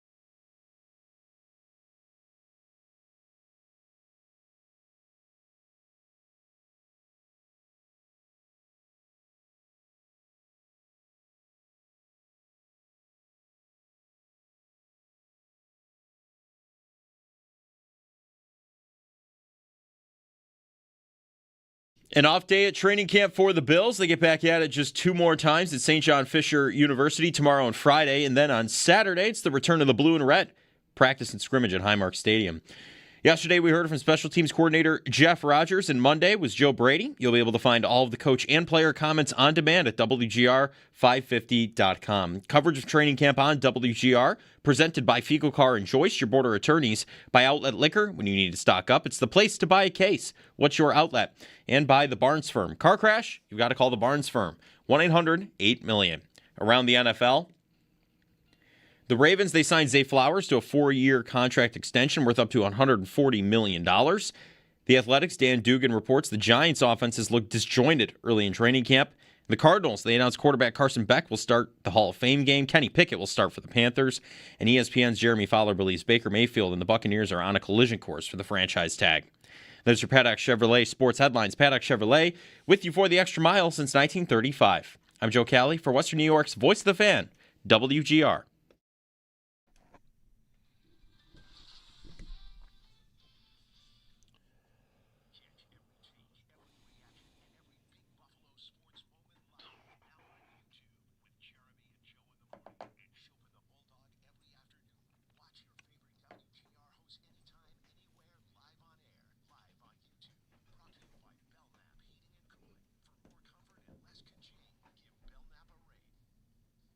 Coach Leonard, I would say. I mean, he's a mastermind. He's super smart. In the offseason, we were watching film together and stuff and getting right. He's a guy, even early on, like pre-draft, when I came here on a visit, who I really connected with. And, I really enjoyed playing for him.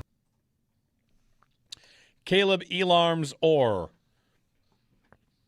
Jeremy and Joe. Good morning, everybody. Bills had the day off at training camp.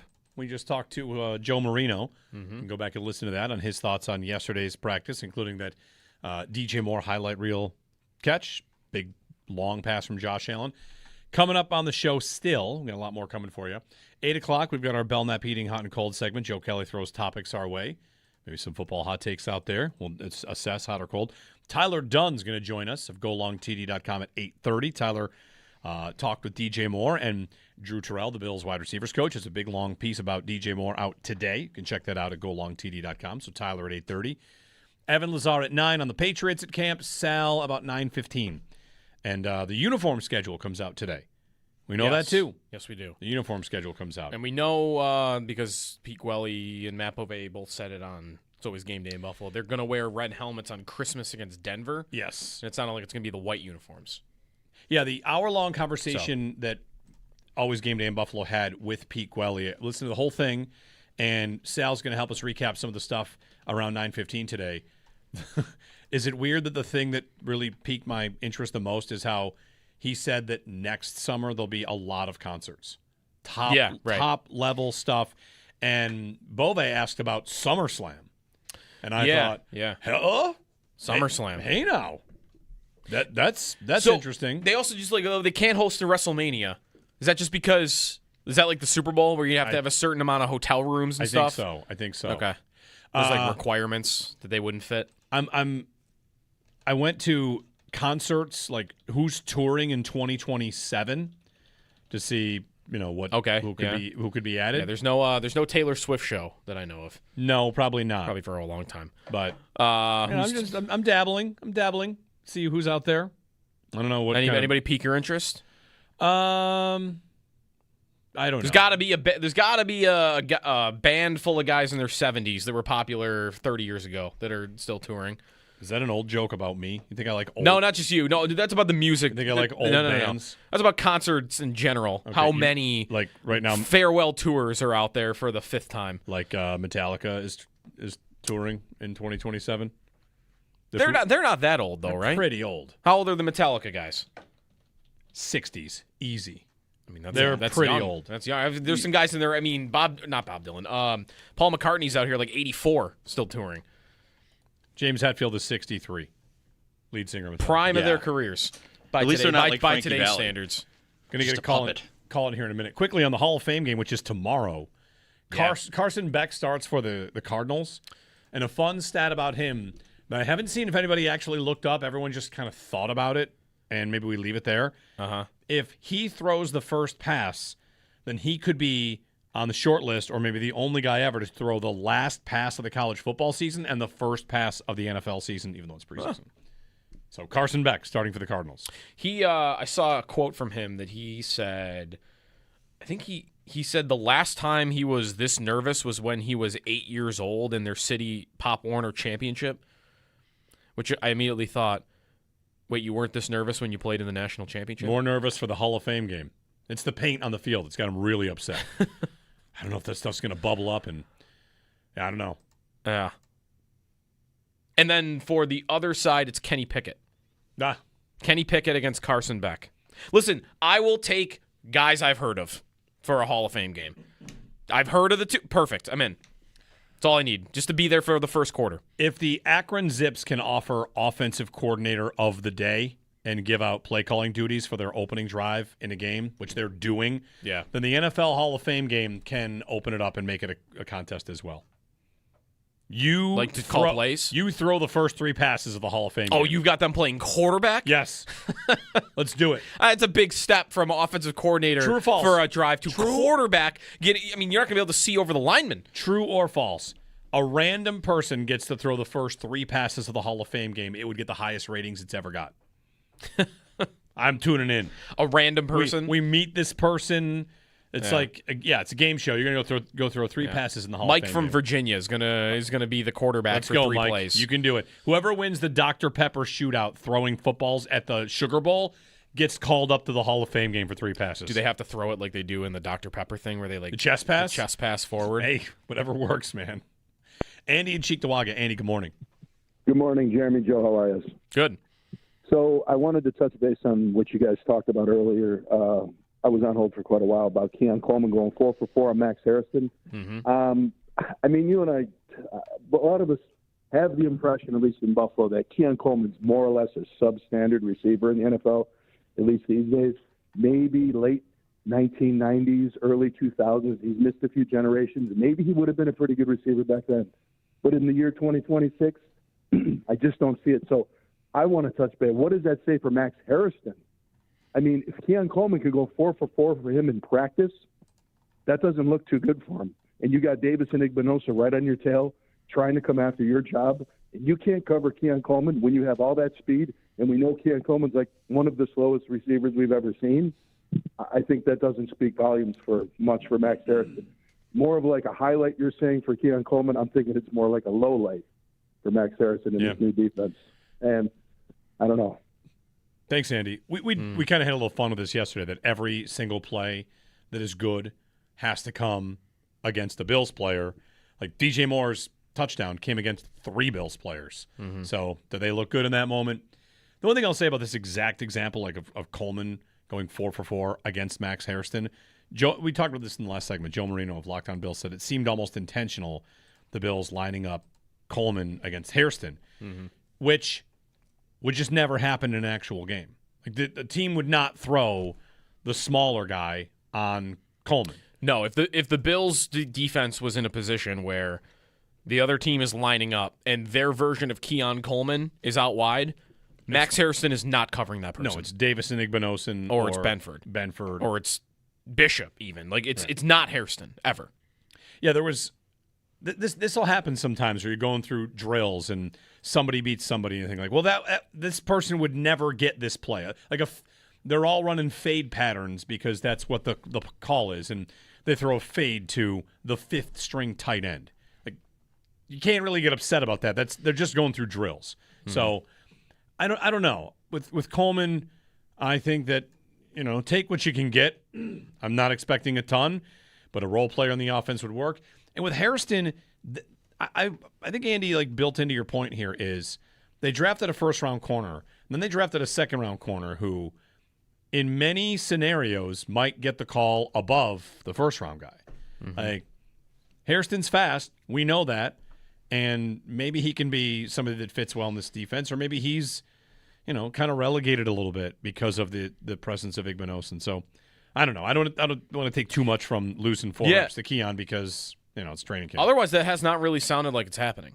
Like Hairston has had a couple of rave reviews. Igbinosa, it's been more, up and down and not really standing out at camp. And Leonard talked glowingly about Hairston. Man coverage corner. Aren't they going to play more man coverage than they did probably by average in a Sean McDermott season? So, I don't know. The momentum, I was prepared for IGB momentum, taking snaps away, taking the job away, even from Hairston as camp went on. I don't feel like that's happening. Are they docking him because Coleman's beating him in fade routes at the goal line, again, when he's not going to be asked to do that? Like, nothing really that negative about Hairston to me has come about in the last 7 days. 803-0550. Tease did go into the break. Let's chat real quickly about last year's offseason because a couple contracts are coming into review. Yeah. Bijan Robinson got a contract, and that has us all looking at James Cook's contract. Like, wow, the Bills got out in front of this. 1 year in, how do we feel about the 5 deals they signed last offseason? Okay. Let's start with James Cook because, I mean, whatever. The Bijan deal had this conversation going. Cook's deal looks great. I wonder if the Bills can keep him on this deal. Mm-hmm. The Bijan contract, the soon-to-come Gibbs contract, if Cook is another top 5 running back, I don't know how they don't. Yeah. He doesn't come to them and say, like, I need a little more money here, right?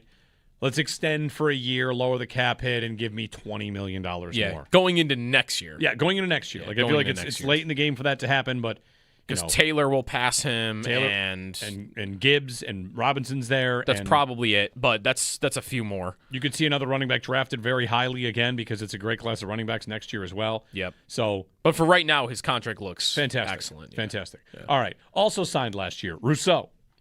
How do we feel about Gregory Rousseau's contract? Would you undo it? Is it fine? He got the contract extension last year as well. I don't think I would undo it. I think it looks fine. Not bad, not great. He makes not near the top edge rushers in the league, and he's not one of the top edge rushers in the league. $20 million a year. You know? Yeah, I think it's okay.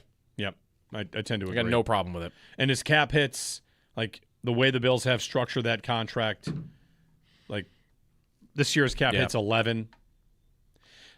Also, last year, Khalil Shakir. How's the contract look? Khalil Shakir signed a deal last year. All of these deals were out in front of their UFA seasons. Like, they did not get to free agency. Right. Khalil Shakir, 4 years, $52 million, average salary of $13. For a receiver, $13 million is cheap because on the open market, guys get $15, $20. All right. Zay Flowers got huge money. I think it's deserved. I think it's a fine deal for him. But anyway, Shakir, 4 years, $52. How do you like it? Similar to Rousseau, his presence in the offense just feels kind of like Kincaid, a little awkward. Like, I just wish he could do more. But again, he's not paid like he can do more. So it's hard to really say it's a bad deal for them. He's not, same like Rousseau. He's nowhere near the top receivers in the sport. I mean, guys are making over $40 million a year now, and he's at $13 million a year. Like, it's just hard. You can't really be that upset with it. Yeah, I think it's fine. I tend to agree, yeah. Next up, 5 contracts signed. Christian Benford. Okay. Fine to good to great. I mean, he does not get the credit. I feel like we always have to ask ourselves, are we overrating the players that are here or are they just underrated nationally? Benford's salary of $17 for a guy as good as he is, like, yeah, that's a pretty good deal. He's the one I struggle with the most on that question. Like, are we overrating him, or is everybody just really coincidentally not knowing he exists? Like, why is that happening? Yeah. Like, how good is he really? And listen, he did play for a coach that got the most out of a lot of corners. I feel like you have an opportunity here for these corners to really show what they're worth this year. If they're playing more man, more aggressive, Benford at the top of that list. Right. And also, like, there's a health thing with him, right? Like, yeah. Playoff games, especially. You've been unavailable. His health is one of the reasons they spent a second-round pick on a corner, because they always have a guy getting hurt. Right. And then finally, Terrell Bernard. That one I think is probably the worst. You would undo it. You would undo it. You would just undo it. He can still be a good player for them, but as we laid out, like, we're in year 1 of that and the changes, and it feels like you're kind of tied into something that you might want to undo. Not that he's not a good player and can't contribute, but it's a big commitment at a turning point for your defense, and it's a big commitment that you really also can't get out of very easily. Yeah. Like, this year, there was no avenue to do that. And next year, like, if he had another down year or another year where he couldn't stay healthy, like, you're going to cost yourself more money getting rid of him next year, no matter how you do it. $4 million more it's going to cost you to have him not on the team than on the team. So he's, I think, pretty much here for 2 years no matter what. No matter how good he is, no matter how bad he is. And I think that is, I mean, if you could undo that contract, I would definitely undo that contract. 803-0550. When we get back, you're familiar with Howard Picks the Bills. You guys want to pick the games that can't have the Nickel City Alts? Right? They're wearing it twice. Yeah. We know that uniform schedule comes out today. Yep. What games must be barred from them wearing their alternate new uniforms? Because the whole schedule comes out today. Will they wear the color rush? Will they wear the throwbacks? Like, we'll find out one of those two today because because they can't wear both. No, you're going home, away, rivalry, Nickel City, and then you have a spot for one more. Throwback or color, red. or color rush. Red. I'll take the red. I'd prefer the red. Give me the red on white pants. Is that a hot take? I'll take the red. I'll go red on white pants. I'm going to be down for all red. Anyway, it's coming up here on WGR.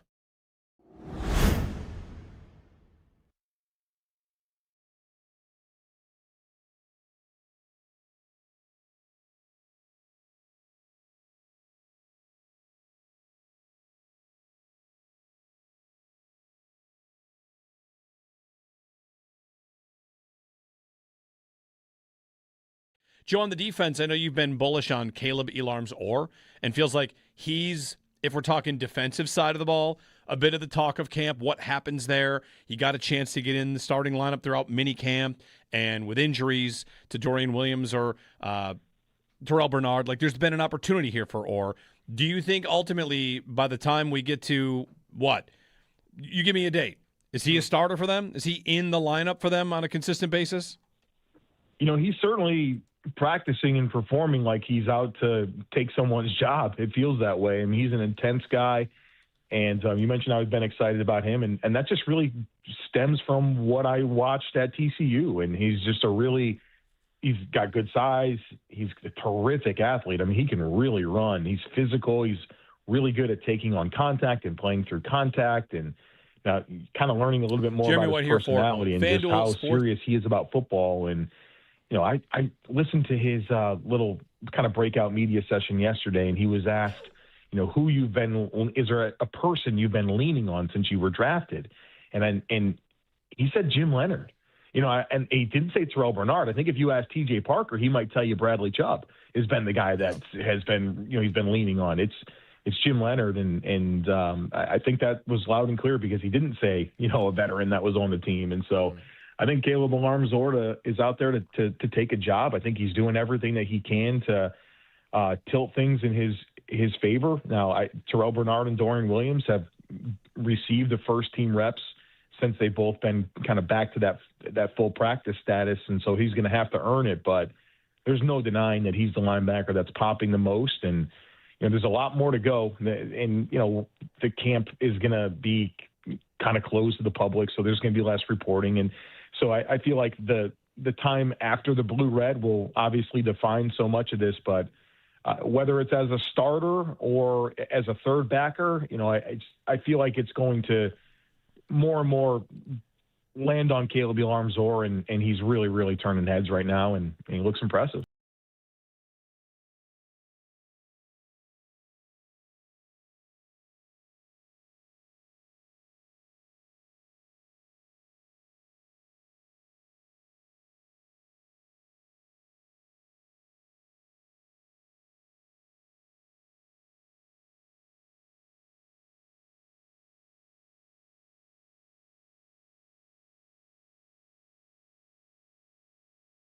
That one trait, by the way, about him just ball tracking and catching the ball, he comes with that reputation that anywhere the ball is put near him, he's often going to come down with it.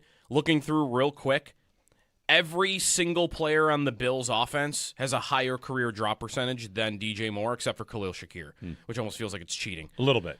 Right, Shakir's very sure-handed, but he's also catching 3-yard passes. Coleman, all three tight ends, both the running backs, all the other receivers. Everybody has a higher drop percentage in their career than DJ Moore. Well, the guy that would stick out to me there is Kincaid. Like Kincaid's got incredible hands. Yeah, he's 1% higher. And Moore has a lower drop rate than Kincaid. Right.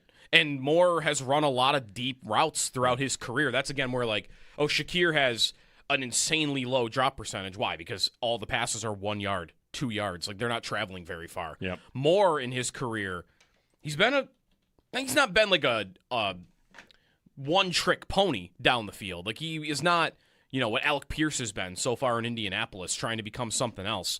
But, you look at his career and how he was used, how Joe Brady used him, how anybody has really used him until last year. He's always kind of been a guy who runs down the field. His average depth of target has been over 10 every year of his career, but 2. So those are. Didn't Gabe Davis? We always make excuses for that with him, like, oh, his drop percentage is high and his catch percentage is low. Yeah, why? Because there are all the harder routes that are happening down the field. Well, DJ Moore runs a lot of those routes too. That's a lot of the ones we're seeing him run in camp, that we're seeing clips make it out about, and that the guys in the media are talking about. And those are the tougher plays to get in. And you've got 2 plays in the last 2 years where Allen's hurling the ball deep, and a guy can't come down with it. And this guy is pretty good at coming down with it. Yeah.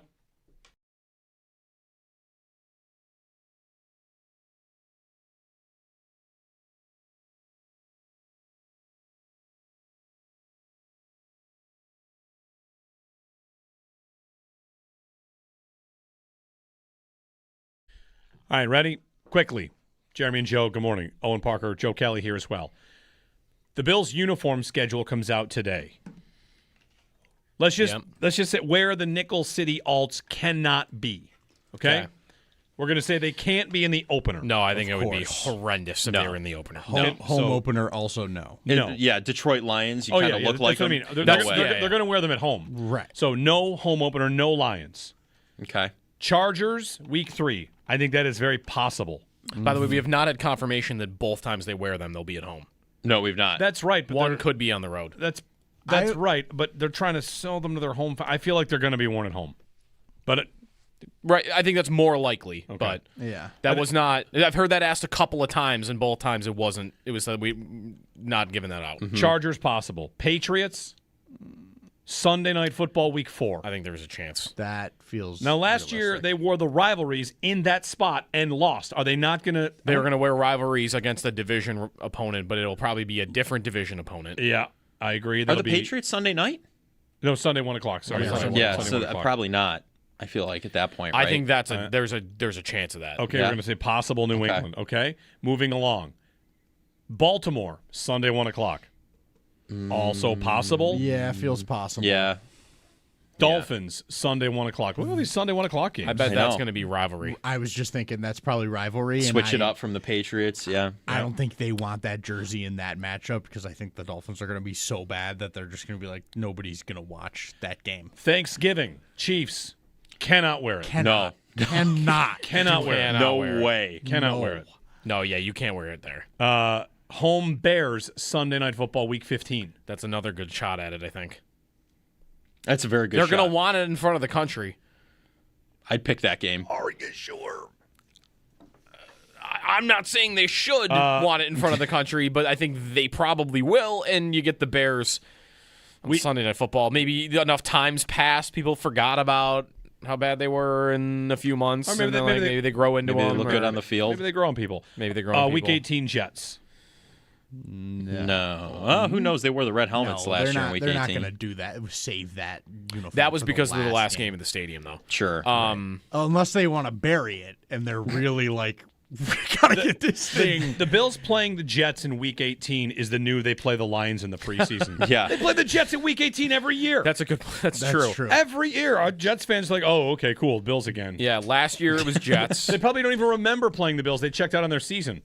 How many Jets fans have even seen Josh Allen? They always play the Jets in Week 18. They do. All right. That's let's bury this uniform because we don't want to. To my surprise, last year was the first time they played the Jets in Week 18 or the final game of the season in a while. It had been Miami. I don't believe you. Remember they played Miami for the division. They played Miami where the Dolphins needed it, and the Bills beat them by 50. Yeah, there was also one where the Jets needed it, and the Bills beat them. Okay. Yeah. Belknap Heating, hot and cold. When we return, as part of our larger football discussion, Tyler Dunn, 8:30, Patriots camp. Check in at 9 here on WGR.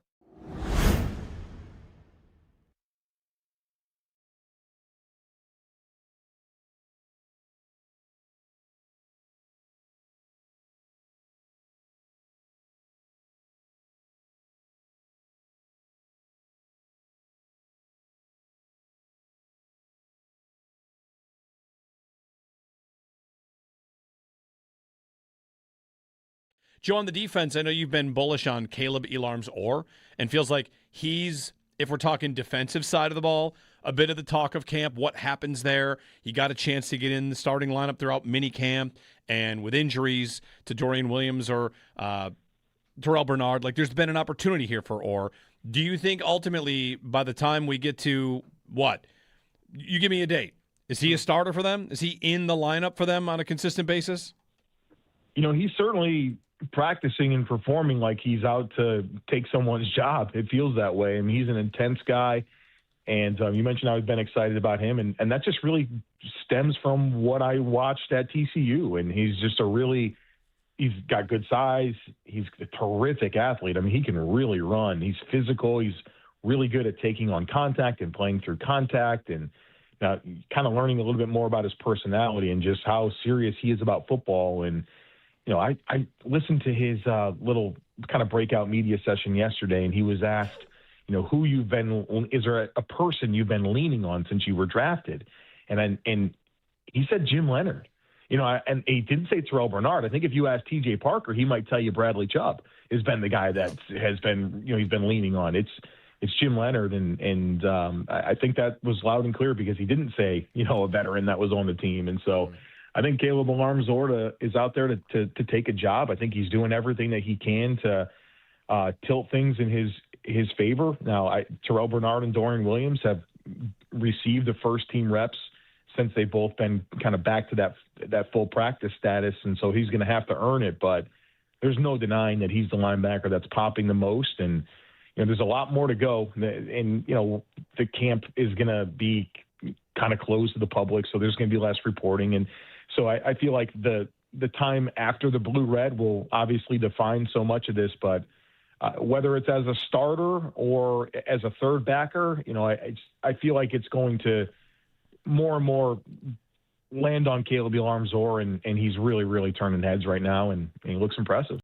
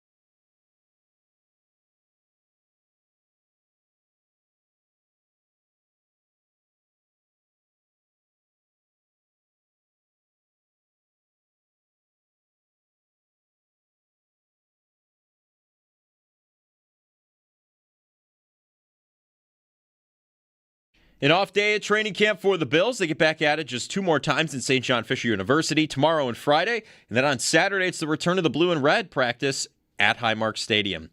Yesterday, we heard from special teams coordinator Jeff Rogers, and Monday was Joe Brady. You'll be able to find all of the coach and player comments on demand at WGR550.com. Coverage of training camp on WGR presented by Fiegel Car and Joyce, your border attorneys. By Outlet Liquor, when you need to stock up, it's the place to buy a case. What's your outlet? And by the Barnes Firm. Car crash? You've got to call the Barnes Firm. 1-800-8-million. Around the NFL,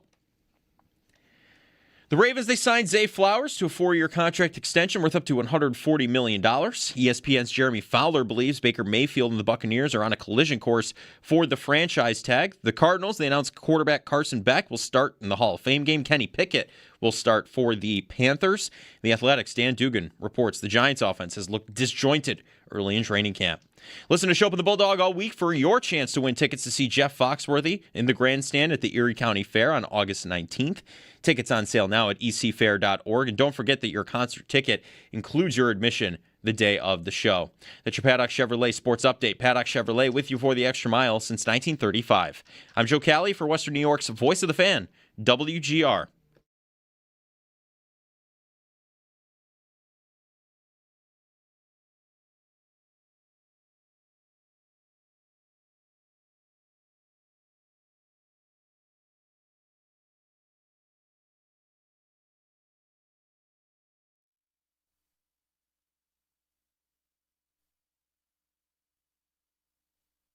Josh, favorite Joe Brady concept? Duo.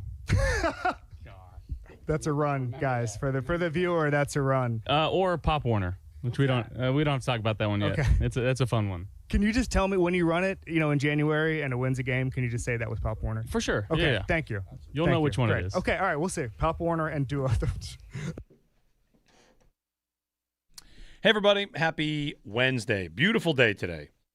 Beautiful day on the way. Yeah. It was beautiful yesterday. All week, really, right? There's some thunderstorms at some point this week, Yeah. I thought I saw, but High of 88 today, and it was not fall-like this morning. It was, yesterday. it wasn't hot either. But it wasn't chilly. I didn't feel like it was chilly. No, I never thought about when I walked outside needing a thin hoodie or something. Yeah. Friday's the day. Friday and Saturday, there's chances of thunderstorms. Okay. But not for the blue and red. Saturday night, clear as day. 803-0550 is our phone number, and 1-888-550-2550. All right, so what do we get to? We got Belknap Heating Hot and Cold coming up in a minute. Mm-hmm. But beyond that, one of the reset where we've been this morning, talking a lot about DJ Moore because of his wow moment at training camp. Big catch down the sideline, beating triple coverage and making the kind of catch and really running the kind of route that we did not see a lot of in last year's offense. It was the vertical passing game back, all that good stuff. Tracking the ball over his head, which he can do and has been known to do in big moments. Yeah. Ball tracking, just like really elite stuff, and excited about what that can bring to this offense. You can give us a call if you want on that, 803-0550 and 1-888-550-2550. To that clip there, though, with Kevin Clark sitting down with Joe Brady and Josh Allen. They've got a play called Pop Warner. Yeah. What do we think it is? First off, this is going to lead more into, we think trick plays are back. Right. More so than they've been because they really haven't been existent since Brian Daboll left. And Brian Daboll used to do it all the time. And they, I think, always worked. One time it failed that I remember with Daboll, and that was it. Mm-hmm. When they faked a QB sneak and threw it back to TJ Yeldon. It's against the Steelers. They tried that, and it failed on a 4th down. Okay. TJ Yeldon. But every other trick play I feel like he ever tried worked. Was it not Matt Breida? Maybe it was Matt Breida. That might have been against the Patriots. Yeah. But there was a fake QB sneak, throw it back to it was like a Bledsoe play. Yeah. That Daboll tried to pull off, and it blew up. The Baltimore play we mentioned, of course. But so that's what I was getting to. That is the only trick play I can remember them running since Daboll left. Other than hook and ladders. But I don't even count that as a trick play. Right, those are kind of out of necessity to try to get the ball down the field in very desperate moments. They didn't exactly. But the Baltimore play was a trick play that could not have gone worse. It was pretty bad. Allen got lit up on the play. They turned it over, right? It was a fumble. Allen is laying face out on the ground. It looked like, at the time, did every Bills fan have their hand on their heads like, what just happened? It was tough. It was the game was not going well. They're getting back in it. They're on the road in Baltimore for one of those Darkness Falls games where they never lose, right, when they wear all black, and Allen got creamed on the play. It was tough. I'm going to find that play. What did that play really look like? Curtis Samuel maybe took the snap? Oof. I'll find it. But what's the Pop Warner play going to be? What's the trick play that Josh seems to be a little excited to talk about? Like, oh, you'll know it. You'll know it. They got a play we're going to know because it's called Pop Warner. So what's the play? Is it going to be like a flea flicker? Is that too simple? Is it Josh catching a pass? Doesn't he go out there and say, like, listen, now the trick plays are back. Now the trick plays are back, I want you to throw me the ball. Just like John Brown did to him. I know he did it. He did it a couple of times early in his career. I don't think I want to be throwing him passes. That seems risky. Right? Mm-hmm. But would Josh want them to throw him a pass? Yes. He's the guy who runs after plays to get laterals every time. Yeah. I don't want to give any guy the opportunity, like some safety, to just see obliterate him and see red. And, like, I get a chance to take a run at him as like a receiver, and I get a defenseless receiver penalty. Great. I'm going to decapitate him. I don't need that, really. That Keon scares Coleman me. on a fade or Josh Allen on a trick play? That's the question now. Fold Keon in half. I am watching back the Baltimore trick play, and it is the worst play of all time. Bad. Yeah. It might be the worst play in Bills history. That was a bad one. The worst play in Bills It history. really might be. It's I not, mean, Allen is. You could still frame it at one point when Allen is getting destroyed by whatever lineman this is. The ball is like in the air behind him. There are Bills everywhere behind and Allen is like, it's a bad play. Is it the worst design play in Bills history? Worst play in Bills history? It's got to be on a list. They won't look like that. Whatever Pop Warner is. Worst play in Bills history. It's not Nathan Peterman scrambling on a Hail That's Mary. worse. It's pretty bad. That's pretty bad. I mean, Pop Warner, isn't it just going to be throwing somehow to a guy? Nah, I guess that wouldn't work. Throwing to a lineman's not going to be called Pop Warner, right? That's its own thing. And that doesn't need a name. People run that all the time. So, I might not go for that. They could play off of the QB sneak thing again. Do a trick play off the QB sneak. What about the what's it called? The fumble rooski, where you put the ball on the ground when you pretend to QB sneak? That is Is that what that's called? Statue of Liberty is where you hide it behind your back. Fumble Rooski. I guess that wouldn't work to call Pop Warner, though, if it already has a famous name. Is it like a fake trip like Jared Goff did a couple of years ago, like faking the play blowing up and then the fake trip? I forgot about that. Yeah, Goff pretended to fall down. Like he was going down and then he got it back up and they finished the play. Okay. Let's get a phone call in here, and then we'll do Belknap Heating's Hot and Cold, brought to you by Mr. Joe Kelly. Jerry and Kenmore. Jerry, good morning.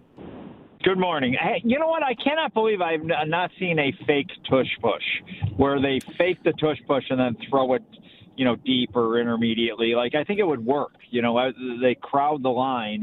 It's very doable. I think the down the field game is on Moore, but it's also on other players. Shakir, I bet his average length of target has gone down every year because the first couple years he was catching the ball down the field, and that has gone away. The other thing is Cook doesn't catch the ball down the field anymore. Like, those two players, and including Kincaid, can help to – players you least suspect to go long might be the biggest threat to creating a long game. Yeah, I mean, that is definitely true. I mean, we talked about this a little bit earlier, that Moore's impact on others, if he can be a real threat down the field and intermediate routes, I think that could be real. Again, though, with Shakir, we talked about this yesterday, right? I need to see him be good at doing anything other than what he's been good at before I'm willing to believe it's just this secret that they've been refusing to unlock for his entire career. He did do it before.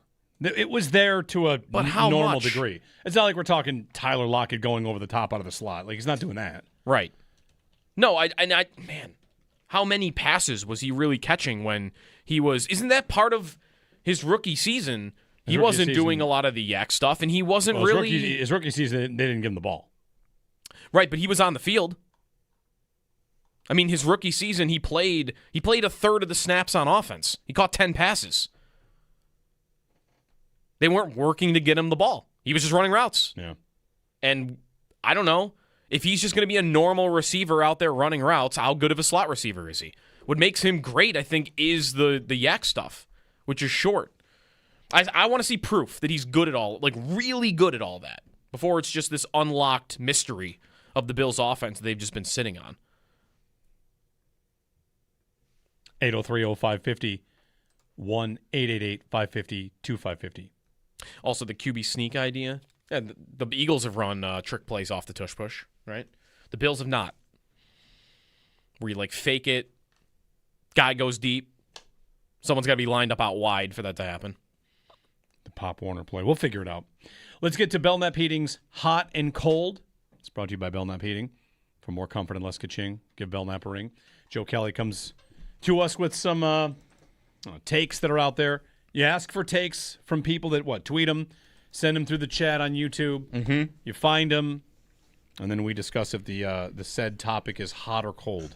Well, I can't promise any discussions about Lake Erie being a soup or anything like that today, as we're back into the sports pretty heavy here. So this is it's a good change. We're getting out of the offseason conversation. But to start, saw some discourse from Stephen A. Smith, others on this. The Bills have, according to some sports books, others not, the Bills have the second highest Super Bowl odds. And are we really, putting them there opposed to other teams around the league, including like Seahawks, all those teams? Hot or cold? Bills have second highest Super Bowl odds. How are we feeling about that? I think it's perfectly fine. Yeah? To be above Seattle.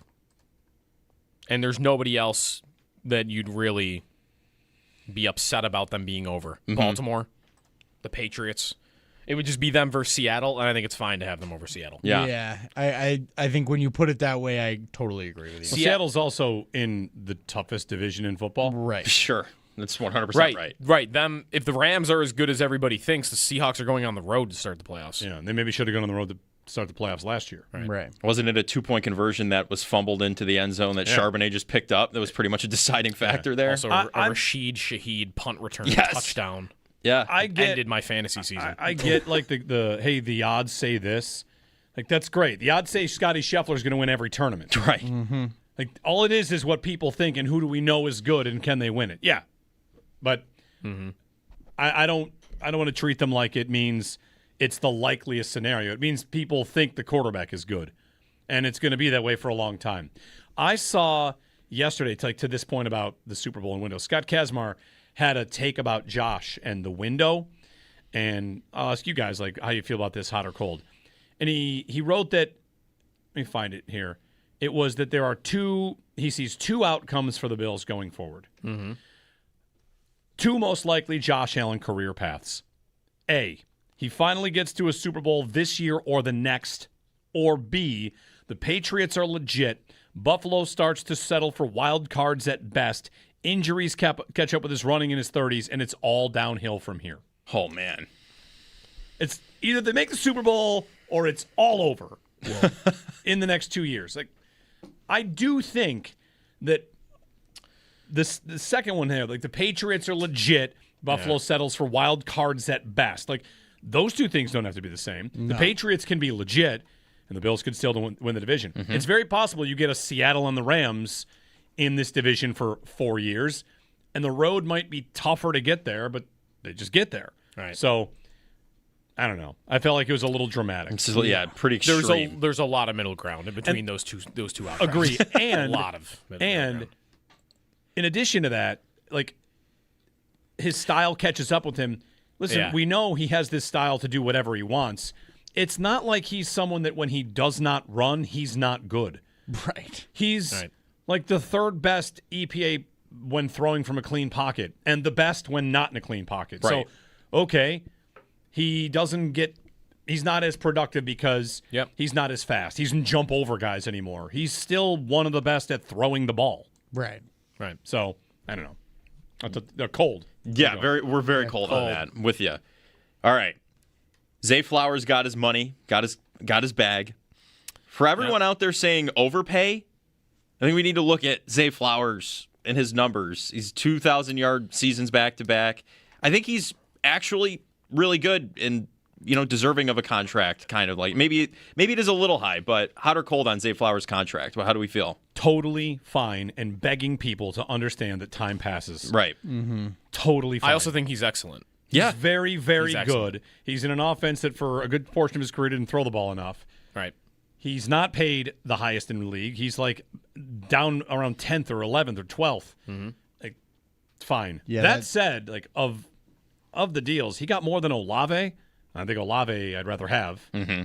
But Olave, though, has injury questions that Flowers does not have. But Olave doesn't have those. I guess doesn't have those anymore. He also had a blood clot issue. He played a full season last year. Yep. He should be good to go. Whatever. I think the deal is fine. Yeah. Yeah. He got A.J. Brown money. At a much younger age. Garrett Wilson. Right.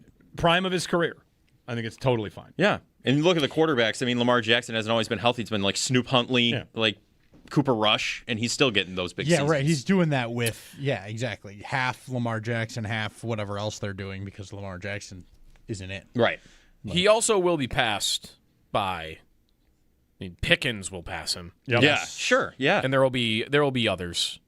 Maybe not this year, but George next Pickens, offseason for sure. He has the biggest smile on his face right now looking at what Zay Flowers just got paid, if he has a good season. So I think it's fine. Cold on people saying overpay. Yes. All right. To baseball. The Dodgers, the big story in the last week. Skewball.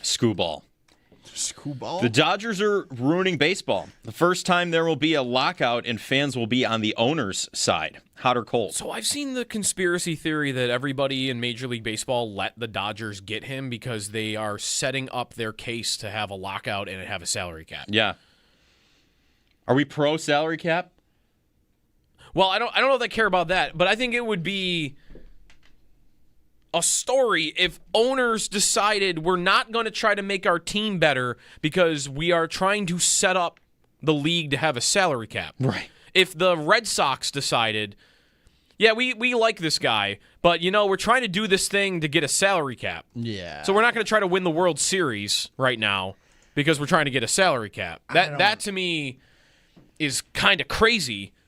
But that was everybody's takeaway. Yeah, Everybody's takeaway was that after they made that trade. I think every team's tanking for the lockout. I read some stuff about like Detroit just traded him there because Skubal was clearly going to go there after the season anyways. And I think a lot of teams went, listen, what am I going to give up a bunch of prospects for a guy that I'm going to have for 3 months to try and beat the Dodgers, who are absurd already? And I don't need to pay that price to get a guy for that long. And and maybe this is a beneficial side effect of that decision. And they're making themselves feel better. I don't think that a team like the Yankees or Red Sox, who are in a weak American League, are like, let's not do it because we want to make sure that this happens. I think it's probably more. I also think super teams are great for sports. Yeah. Well, we were talking super villains. Look at every superhero movie ever. This is a personal story, but I got into basketball because of the Heat super team and rooting against them. And I will care more about the World Series. I will only care about the World Series if it is this cool story against the big bad Dodgers. It's the only way I'll care about it. The difference is, in baseball, you have is it not the most uneven landscape of the four major sports by a lot? 100%. You can't just debate it. You can't. If you're the Pirates, you're in the minor leagues. Right. The difference between honestly, baseball is closest to the Premier League. There are like 4 teams that can win. Yeah, the Dodgers. The difference from first to last. The Dodgers spend $430 million this year on players. and the Marlins spent $81 million. Yeah, and the Dodgers have over $1 billion in deferred money. Yes. Right, that down the players road. won't. Yeah. Aren't even it isn't even counting right now. Yeah. $1 billion. What? Speaking of baseball, hot or cold, someone in the chat earlier this week referred to Major League Baseball trade deadline day as one of the best days on the sports calendar. Hot or cold? Very cold, because I have to look every year on when that is, just for the purpose of putting it in an update. Yeah, I mean it can be fun. To this point, it's like Dodgers trade deadline day. Yeah. Really. But Right. That's anyway. it. That's it. What else we got? Last one. This is from someone in the chat. Owen pointed this out to me earlier this morning. 2 days in a row now, we've got someone slinging the take that Knicks is better than Josh Allen, so we can just put that to bed real quick. Who's doing that? Don't even entertain it. Yeah. Don't even entertain it. Just shut it down. Shut it down. But that's it for hot and cold today. I mean, really, at this point, I'm ready to throw out anybody that says a quarterback is better than Josh Allen, unless the quarterback is. I don't even know if I want to say Jackson anymore. No. I would have been fine with that before last season. But like if someone Mahomes, Burrow, anybody. No. It all sounds ridiculous to me now. Drake would Drake May be the one that I'd be? No, I wouldn't do that. He's not. Drake May is not Not better the one than here. Josh Allen No. right now. I'm just wondering like what's the fine. least crazy quarterback debate against Allen right now? Stafford, just because he's older, maybe? I don't know. Like I don't know what to even say to that. I feel like he's kind of one of his own. Because Mahomes is just what he's won. That's it. Yeah. Stafford might be your best argument. I have one more for hot and cold here for Belknap Heating, hot and cold. How many people, like friends of yours, do you call instead of text? Ooh, that's a good question. How many people do you call instead of text? I bring this up because yesterday, Brad Ryder, who's on Brad and Tim, they got their new show here. And whenever I want to talk to Brad, I just call Brad. And I called him yesterday. Yeah. And he, in most relationships, I think in the age of texting, you might text back like, what was it? He called me back, and then I called him back. Phone tag. And I told him, hey, I don't really have that much to say, but like you're one of the people that I just call. Right. And maybe that's because Brad and I have known each other since before texting existed. So we've always just called, but I called Brad to talk about stuff. Yeah. And I think I call 3 people. I was just gonna say I think my number is 3 people. Yeah. I've got not 3 or many. 4 for sure. Then Joe, we'll play have we- phone tag. how many times Like have we? couple family members. I have one friend that I don't know why we have this relationship, but we will call each other rather than text, and I don't know the explanation Yeah, for it's it. very. That's the only person it's I can not think of. that many. It's often texts. And pretty much everybody else, if you call me, I'm ready to like rumble. What are you I'll doing? fight you. Honestly, why are you calling me? number? the phone rings and you're like, oh, boy, something bad. I think it's an emergency. It must be something bad. Yeah, right. I'm like, Otherwise, what- you would have texted. Why are you calling me right now? Unless there's an emergency, why did you do that just now? I don't know why it bothers me, but it does. Just text me, dude. I don't know. But Yeah, 3 or 4 friends. 3 people I've got in my head right now are people that almost every time I want to talk to them, I'm calling them, just calling them.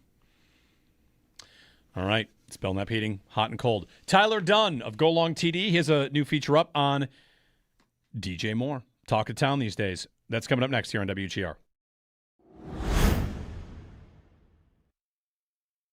For more comfort. Now's the perfect time to make yourself comfortable with a new electric heating and cooling system from Belknap. In Western New York, summer and winter bring extreme temperature conditions. Make yourself comfortable with Mitsubishi electric heat pumps, designed to keep your home cool in the summer and warm in the winter, no matter how hot or cold it gets outside. Call Belknap today to learn more. I'm Gary Garfel, president of Belknap. We work on your schedule. We don't charge more for weekends and evenings. That's why we say, Give Belknap a ring.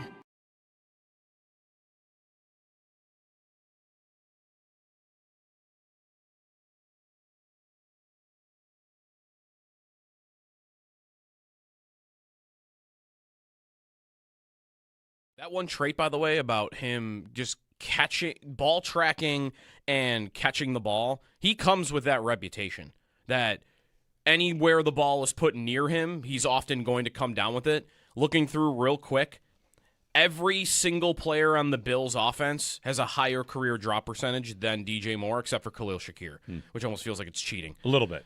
Right. because Shakir's very everything- sure-handed, but he's also catching 3-yard Right. passes. Coleman, all 3 tight ends, both the running backs, all the other receivers. Everybody has a higher drop percentage in their career than DJ Moore. Well, on the this guy offense. that would stick out to me there is Kincaid. Like Kincaid's got incredible hands. Yeah, he's 1% higher. And Moore has a lower drop rate than Kincaid. Right. And Moore has run a lot of deep routes throughout his career. That's, again, where, Shakir has an insanely low drop percentage. Why? Because all the passes are 1 yard, 2 yards. They're not traveling very far. Yep. Moore, in his career, he's not been like a one-trick pony down the field. Like, he is not, what Alec Pierce has been so far in Indianapolis, trying to become something else. But you look at his career and how he was used, how Joe Brady used him, how anybody has really used him until last year. He's always kind of been a guy who runs down the field. His average depth of target has been over 10 every year of his career, but 2. So those are. Didn't Gabe Davis? We always make excuses for that with him, his drop percentage is high and his catch percentage is low. Yeah, why? Because, there are all the harder routes that are happening down the field. Well, DJ Moore runs a lot of those routes, too. That's a lot of the ones we're seeing him run in camp, that we're seeing clips make it out about, and that the guys in the media are talking about. And those are the tougher plays to get in. And you've got 2 plays in the last 2 years where Allen's hurling the ball deep, and a guy can't come down with it. And this guy is pretty good at coming down with it. Yeah.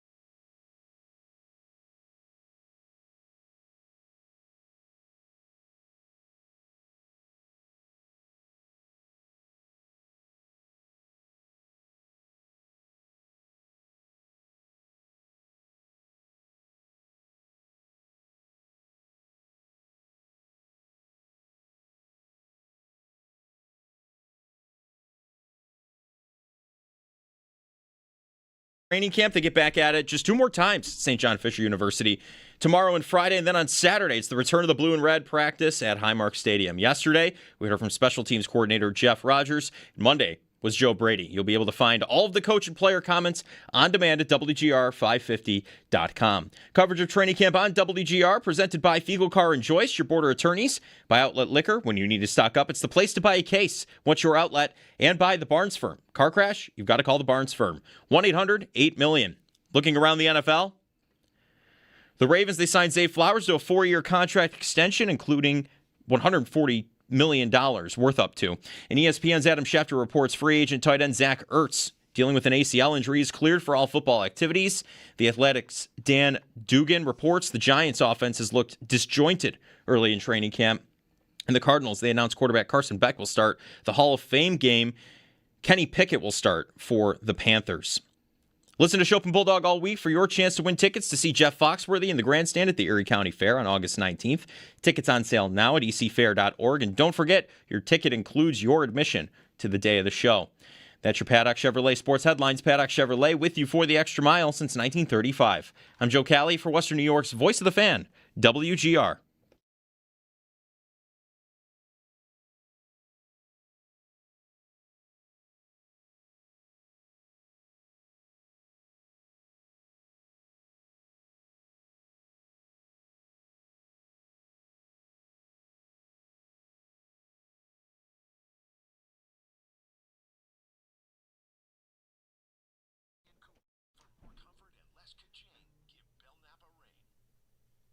I have to, the expectation that I feel is that I have to come in, first lead by example, and then go be the player that everybody knows I am, and do it for the Bills. Why do you think Joe brought you in here in Brandon?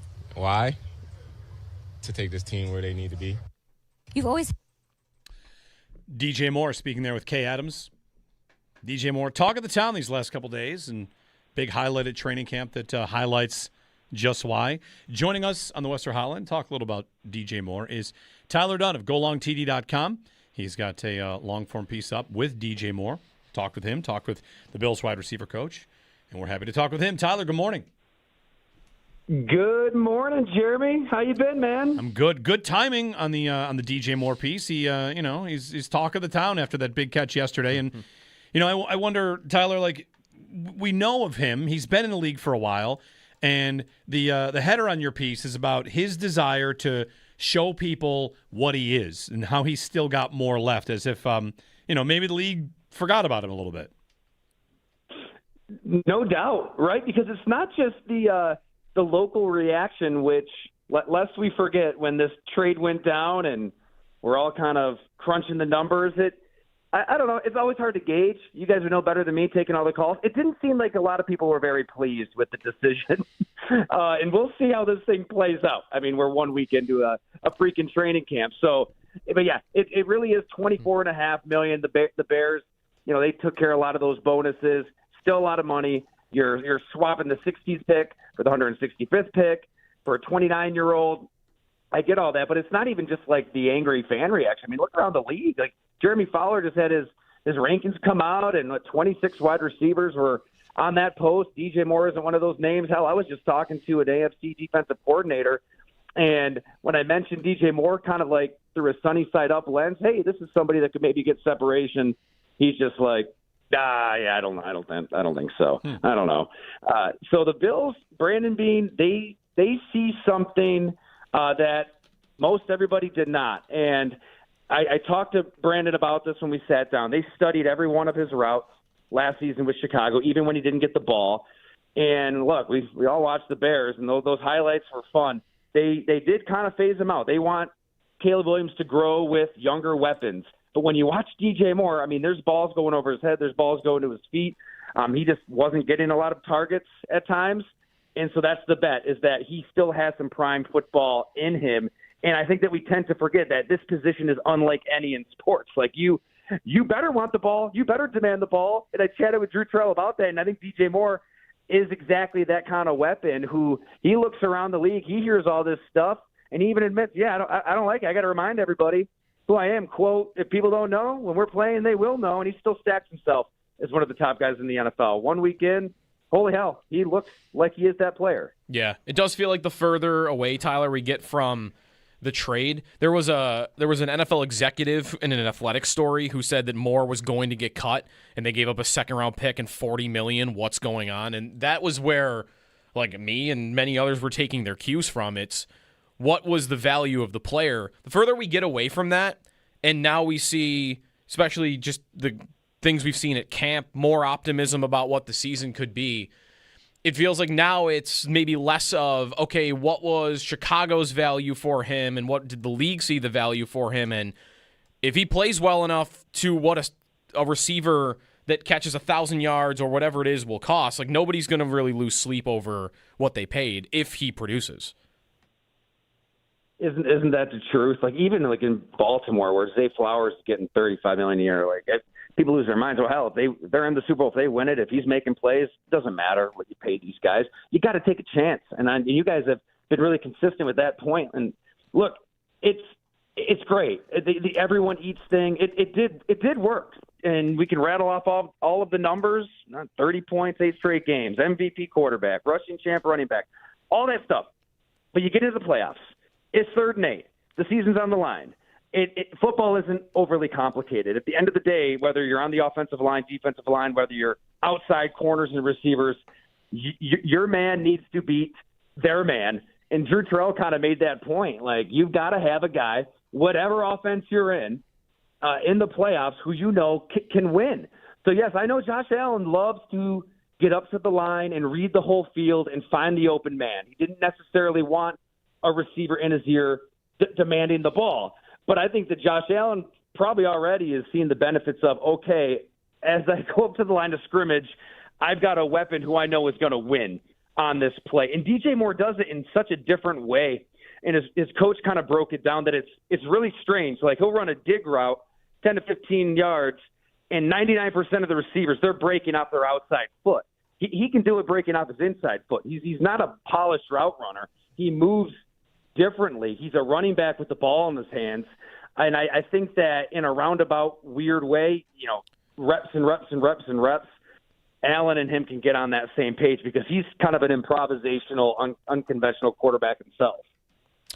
And reading more about the piece, like Moore, how he sees himself, Terrell, how he sees himself, you mentioned like there's uniqueness to him, but it feels like the expectation here by him and others is this is right, not just another guy in an everybody eats offense, but like a true number one receiver, and he seems to see himself that way too. I mean, it was 2023, I believe. Justin Fields, Tyson Bagent are his quarterbacks. Caught 96 balls for almost 1,400 yards and 8 touchdowns. I mean, this is a whole new world for DJ Moore. He has not had good quarterbacks. He has not played for good teams for the most part. And catching balls from Josh Allen, in triple coverage over the shoulder, and even, the route that kind of stood out to me at practice watching it yesterday was Christian Benford. He gave him this 1-2-3 number that was like peak Diggs with the route running. And it kind of dates back all the Stevie Johnson revolutionized this kind of route running. We just find a way to get to a spot. However the hell you get there, get there. He seems to be that kind of receiver. And, yeah, like I didn't really know much about DJ Moore's personality. Now, Terrell, he came into the NFL the same year with the same team as Moore in Carolina. Granted, he was in the quarterback room, but they were around each other back then. So he has a good sense for what makes him tick. And we were talking about that, that wide receiver matrix where on one end of the spectrum, you've got the Boy Scouts who are afraid of their own shadow, but they're not going to get in trouble. And then the other end, you've got the loose cannons, and you don't know what the hell's going to happen the next morning. You got to take a chance. Like, you need a receiver with attitude. And I loved what Terrell said about it. He's like, you need a-holes. You need guys that are ultra confident, almost delusional, that think they're open all the time. Like, he says, I want a player like that. So it's kind of refreshing. You never hear that, especially here in Buffalo. But he believes DJ Moore still kind of has that to him, and he's got something to prove. Like we said, around the NFL, he's viewed a certain way. Hell, the Bears, you got Ryan Poles doing interviews saying they want to build a dynasty and compete for championships, plural. And to do that, I suppose you had to trade away DJ Moore. I mean, all this stuff is going to be in the back of DJ Moore's mind all season long. Tyler Dunn, golongtd.com. Tyler, how do you think – it's funny, we played a clip there with DJ Moore talking with Kay Adams. It's a year, fill in the blank here, of the battle for Josh Allen's soul, mood, right? Is he in the right headspace? We know that Josh is a player that loves to, have fun, enjoy the game, and Moore's out there saying, like, if he's having fun, we're all having fun. How do you feel like the matchup between those two is going? We're hearing about the chemistry. We're hearing about how the two of them are at similar life points.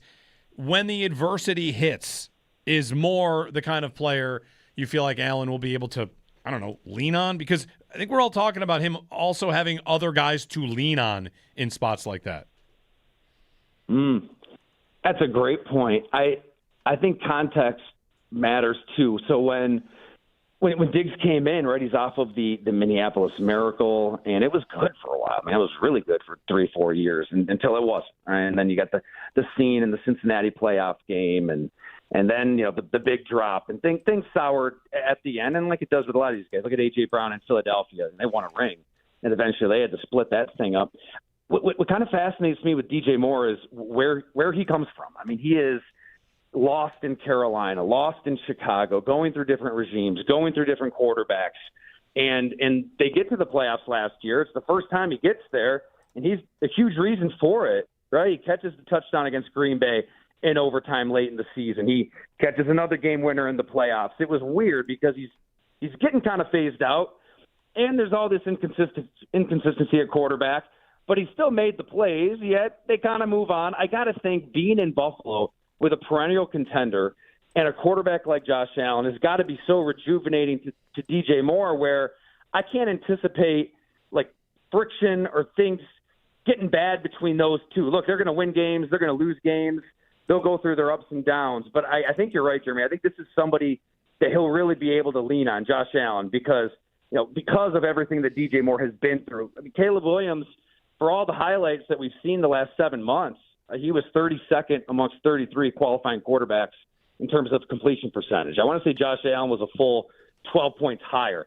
The ball will arrive at his hands just accurately in a way he has not experienced in his entire football life. And if camp is any sign, even though he's 29, he's not a declining player. I think this year, with what we're seeing so far, you can be encouraged that you still have a wide receiver one in his prime if you're the Bills and Josh Allen. Yeah, that is, we've referenced this a couple times here, Tyler, and in your piece, that the numbers and kind of the reputation after the season was that he was in decline.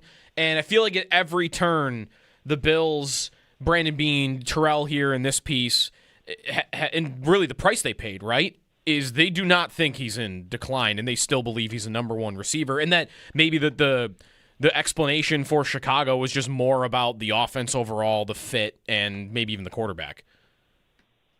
And they ran the ball a ton. Like when they were at their best, think about that Black Friday game against Philadelphia. I mean, they're just bashing away with DeAndre Swift and Kyle Monungai. And Ben Johnson really wanted to build a bully up front, and that's when the Bears were really at their best.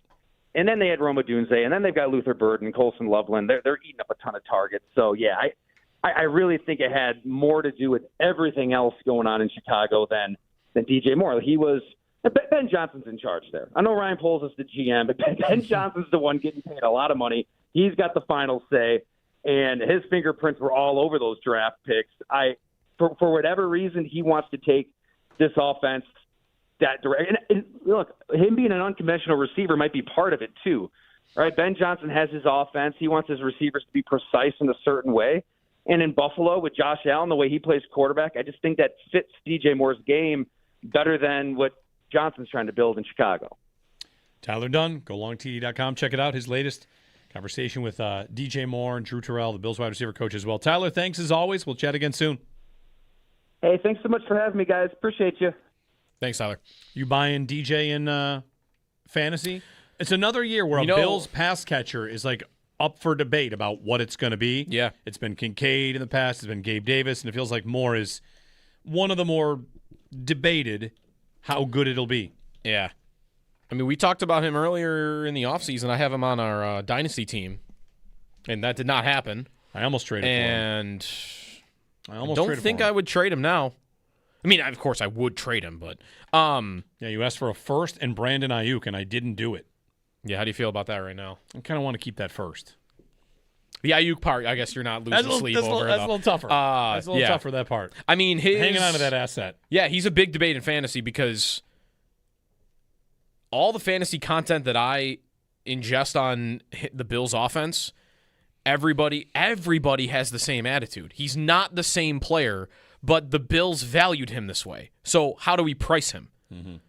If everyone in fantasy thinks he's not that great anymore, but he's Josh Allen's number one receiver.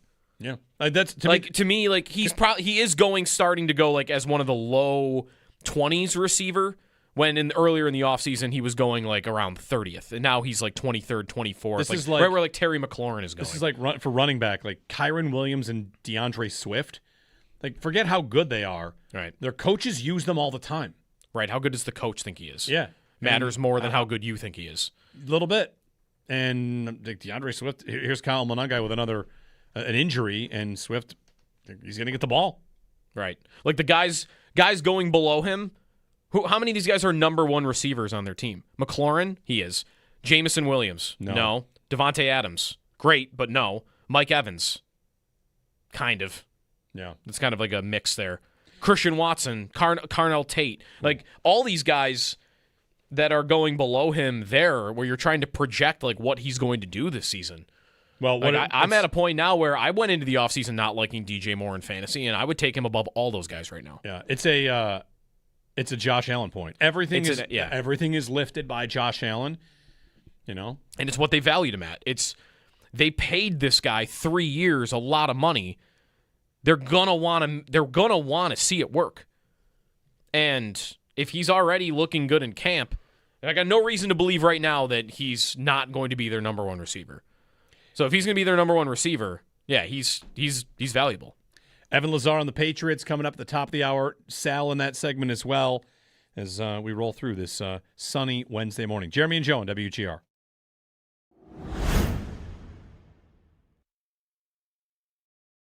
Joe, on the defense, I know you've been bullish on Caleb Elarms-Orr and feels like he's, if we're talking defensive side of the ball, a bit of the talk of camp, what happens there. He got a chance to get in the starting lineup throughout minicamp, and with injuries to Dorian Williams or Terrell Bernard, like there's been an opportunity here for Orr. Do you think ultimately by the time we get to what? You give me a date. Is he a starter for them? Is he in the lineup for them on a consistent basis? He's certainly practicing and performing like he's out to take someone's job. It feels that way. I mean, he's an intense guy. And you mentioned I've been excited about him, and that just really stems from what I watched at TCU. And he's just he's got good size. He's a terrific athlete. I mean, he can really run. He's physical. He's really good at taking on contact and playing through contact, and kind of learning a little bit more about his personality and just how serious he is about football. And, I listened to his little kind of breakout media session yesterday, and he was asked, is there a person you've been leaning on since you were drafted?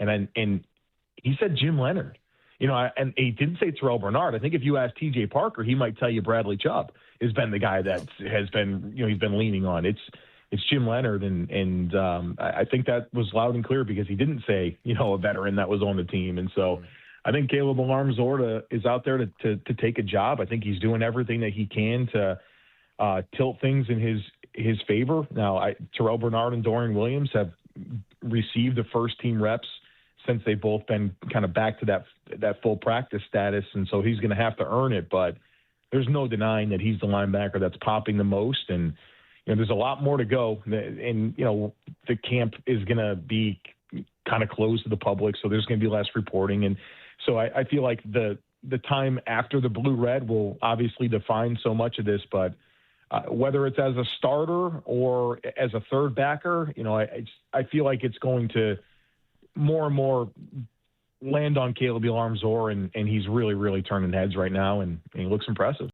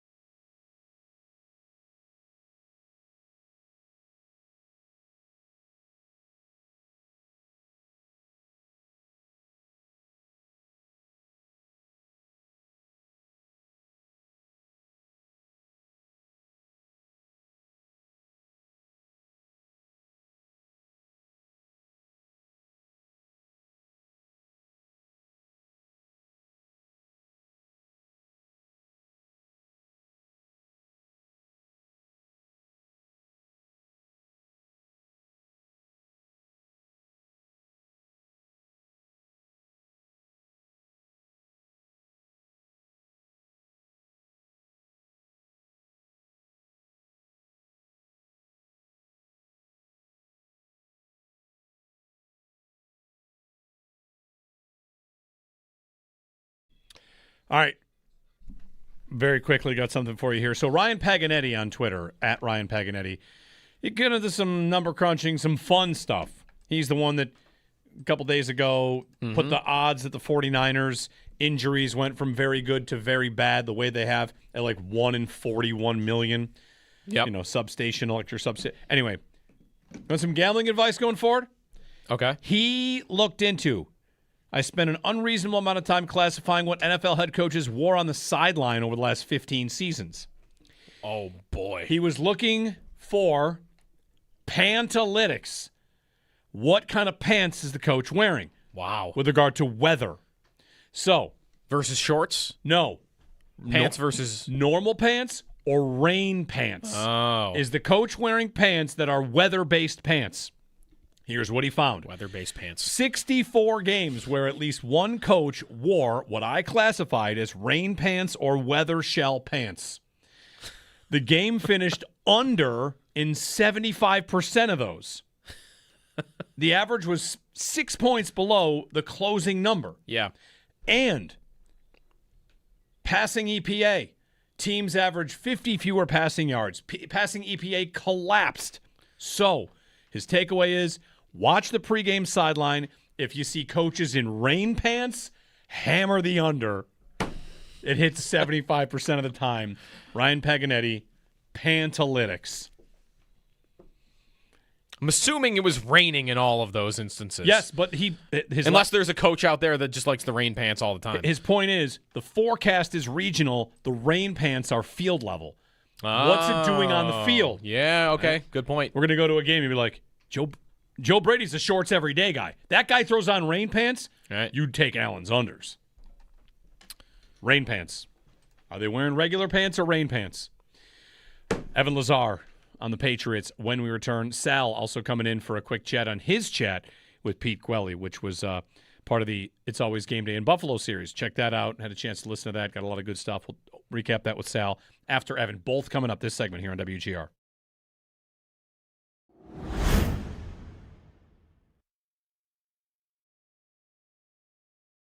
DJ Moore with a bomb touchdown against triple coverage as Josh Allen let it loose. And it's a highlight, it's a clip, it's a picture. There's a lot to like about this. And, Moore is without a doubt, I should say, maybe I shouldn't say without a doubt, maybe there are other cases to make. The most exciting thing about camp, he's the thing people want to go see. Every year you go to camp, there's someone you want to see. Sometimes it's the flashy new rookie. Sometimes it's the young quarterback. Sometimes it's the defensive end, the safety. Right now, if you're going to camp or if you could watch a Bills practice or if you're going to the blue and red on Saturday, what do you want to see? I want to see DJ Moore. I want to see Josh Allen throw the ball to DJ Moore and see what it looks like. I want to see DJ Moore running routes. I want to see how fresh he looks. I want to see how fast he looks. Everything about DJ Moore, I want to see him on the field and just, watch him. Yeah. And yesterday, he delivered. You would have gotten your money's worth of that one throw. Yeah. And every angle you see of that throw almost makes it look better. Yeah. The one from the near sideline where you see the bucket Allen put it in. But, just to have a guy that is running behind the defense like that, even if it's only by a little bit, I'm more inclined to believe and buy into training camp hype when it's a guy that has done it before. Yeah, he's got a career. He's got a resume. Rather than a Coleman or even a rookie that, okay, this guy's new and he hasn't done it yet, so I should be excited. I want to be hesitant about that in camp. But when a guy has had a 1,300-yard season in his career, and even it was, 2 years ago, 3 years ago that he was still that player? It wasn't 7 years ago. It wasn't 5 years ago. I'm inclined to believe that it's real because he's done it. Yep. And I'm more inclined to start wondering about, maybe Chicago was really just a really bad fit between him and Ben Johnson. Maybe not even just a bad fit, but just maybe was getting ignored by the coaching staff there because they had other pieces, and wanting to believe the optimism now that he's, I think, instilling in everybody.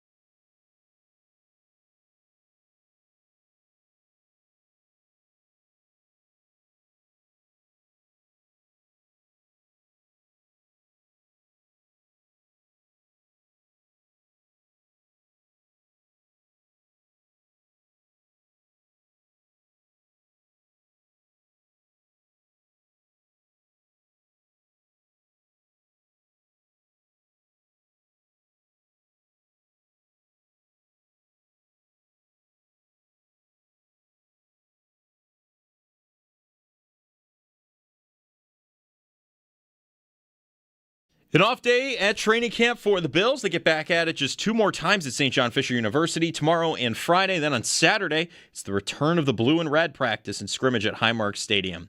Yesterday, we heard from special teams coordinator Jeff Rogers. And Monday, we heard from Joe Brady. You'll be able to find all of the coach and player comments on demand at WGR550.com. Coverage of training camp on WGR presented by Fiegel Car and Joyce, your border attorneys, by Outlet Liquor. When you need to stock up, it's the place to buy a case. What's your outlet? And by the Barnes Firm. Car crash? You've got to call the Barnes Firm. 1-800-8-million.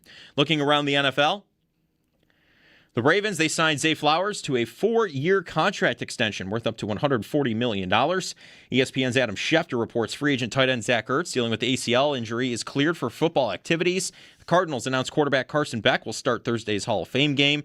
Kenny Pickett will start for the Panthers. The Athletics' Dan Dugan reports the Giants' offense has looked disjointed early in camp, and ESPN's Jeremy Fowler believes Baker Mayfield and the Buccaneers are on a collision course for the franchise tag. That's your Paddock Chevrolet Sports Update. Paddock Chevrolet with you for the extra mile since 1935. I'm Joe Cali for Western New York's Voice of the Fan, WGR.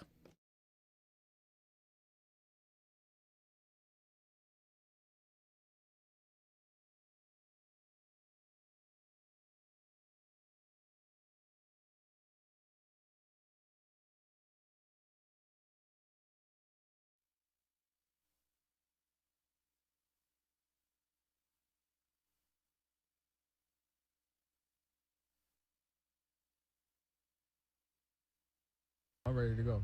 What are your initial impressions of Drake May to this point? They're not really letting him throw the ball right now, so I don't really like that. A.J. Brown on 98.5. Jeremy and Joe, good morning. We're going to talk a little Patriots. Catch up with Evan Lazar on Patriots camp. Get to Sal Capaccio in about 10 minutes as well on some Bills matters. Evan, good morning. Jeremy and Joe, thanks for taking some time today in this busy camp season. Anytime, guys. How we doing? We're doing all right. How are things in New England's world? It's a new flashy receiver. There's a contract situation with Christian Gonzalez. But other than that, a fairly standard camp. Like what are the big stories? Yeah, I would say it's been pretty ho-hum for them. You know, they've been in pads a lot, and it's been a pretty intense camp. They just came off of 5 straight padded practices for Mike Vrabel, which is a little bit of a departure from what he did in year 1 with the Patriots. So I think that's a combination of a couple of things. You know, they started last year 1-2, as much as they won 10 straight games and made the Super Bowl. They didn't start great under Vrabel, and then they also lost in the biggest game of the year. So I think they have an intensity and a competitiveness to try to up their level. I think their roster moves certainly reflect that as well. And, it starts to feel a little bit, guys, like this is in getting back to that territory with the Patriots where it's going to be what happens in January and maybe even February that determines if it's a successful season or not. What kind of camp has it been like so far for A.J. Brown? Fun so far? I mean, there's the injury now, right, with the finger, but what's it been like covering Brown? Yeah, and he seems to be fine with that. I think he popped it back in and was just totally out there yesterday and looked totally fine. So I don't think that's anything major. But, I think what's been the coolest part about A.J. Brown is that he's going toe-to-toe with Christian Gonzalez every single day in practice. And that's just has been worth the price of admission alone, is watching the two of those guys just rep for rep. And it's been a pretty even bout, I would say. I think A.J. Brown has maybe struggled a little bit with getting over the top of Gonzalez down the field, but he's won on back shoulders and double moves and some high points and things like that. And then they're pretty automatic right now, I would say, on, slants, curls, comeback routes. Like, those have all been pretty consistent for A.J. Brown and Drake May for about 4 or 5 practices now. So the coolest part, I would say, has been watching the two of those guys go toe-to-toe. One of the best matchups that I can think of off the top of my head in a Patriots training camp in a long time, in practice matchups. You don't usually see players of that caliber go really right head-to-head against each other in a practice like that. Evan Lazar. Here in Buffalo, we're hearing about the connection that Allen and DJ Moore have. And these trades kind of mirror each other in a way in that the Bills and their head coach Joe Brady had a previous relationship with DJ Moore, having coached him before, and Mike Vrabel and A.J. Brown had one as well. Has it been, from a, whatever, you want to say culture standpoint or new player standpoint, does it seem to be pretty much seamless because everybody knew what the deal was going in? Yeah, and I would say, like, that's probably the biggest thing is that Mike Vrabel and Todd Downing, their wide receivers coach, have been with A.J. Brown for 3 years in Tennessee or whatever it was. And I would also say, put as much stock in this as you want. I think this is the honeymoon phase right now with A.J., but the biggest thing with him, too, he wanted to be a Patriot from the jump. He was a Patriot fan as a kid. He's talked a lot about that. He wanted to get drafted by the Patriots when the Titans drafted him in 2019. So I think that this is sort of, in a lot of ways, like a full circle thing for him to finally get to play for the Patriots and play for his childhood, his favorite team as a child. So it's been so far all sunshines and rainbows. I mean, you guys know how this goes with these types of receivers. We'll see how long that lasts. But as of right now, there's nothing but good vibes. How different do you think he could make their offense? Because kind of the thing Brown is amazing at, a lot of downfield stuff, New England already had, right? With Booty, and Drake May was the most effective quarterback down the field in the league last year. So do you feel like they're just kind of making a strength even better, or do you think there's more to it? And not just with Brown, I guess Dobbs at receiver as well, two of their biggest moves in the offseason. Like, how different do you think their offense might look from last year, or will it just be similar, but they're hoping for a stronger version of it?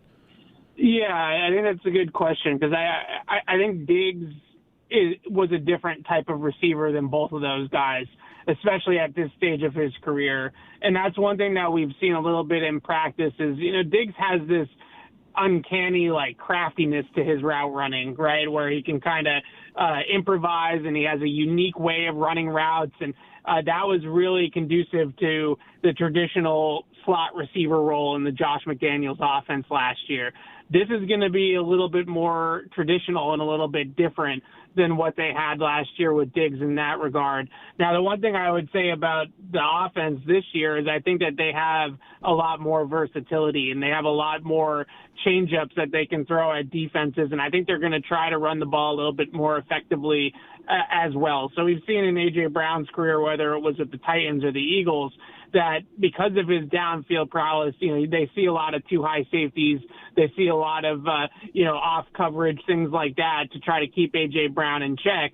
And that opens up the run game in a lot of the places that he's been in. So, they add one of your guys with Reggie Gilliam coming over as the fullback, and they sign a guard in Elijah Vera Tucker this offseason. So I think they're going to try to maybe combat that with a little bit more of a run game and try to balance out the offense to a degree. Because I think in the playoffs especially, part of their struggles offensively was that they got so drop back heavy in the passing game, and there was just too much on Drake May's shoulders at that point in this point of his career. So I think they're going to try to be more balanced and try to be more multiple, where you're going to see different personnel groupings and different packages to move the football in some, really a variety of ways. That's what stands out to me. Like last year, I felt like they were pretty three receiver heavy, Drake May in the shotgun, like drop back offense, like that was where their bread and butter was.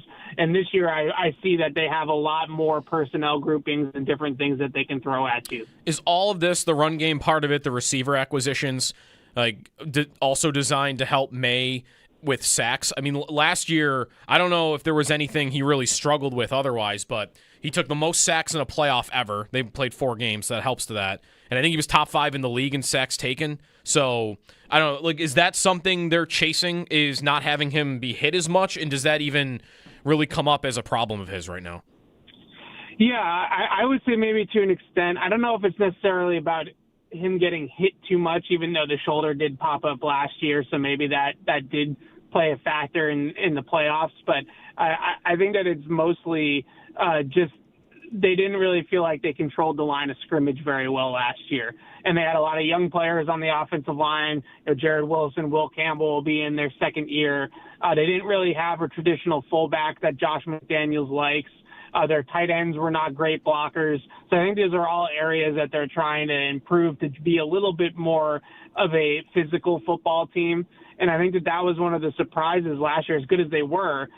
Mike Vrabel and Josh McDaniels having a football team that can't run the ball consistently and isn't a physical football team felt like a big departure from their MO as coaches.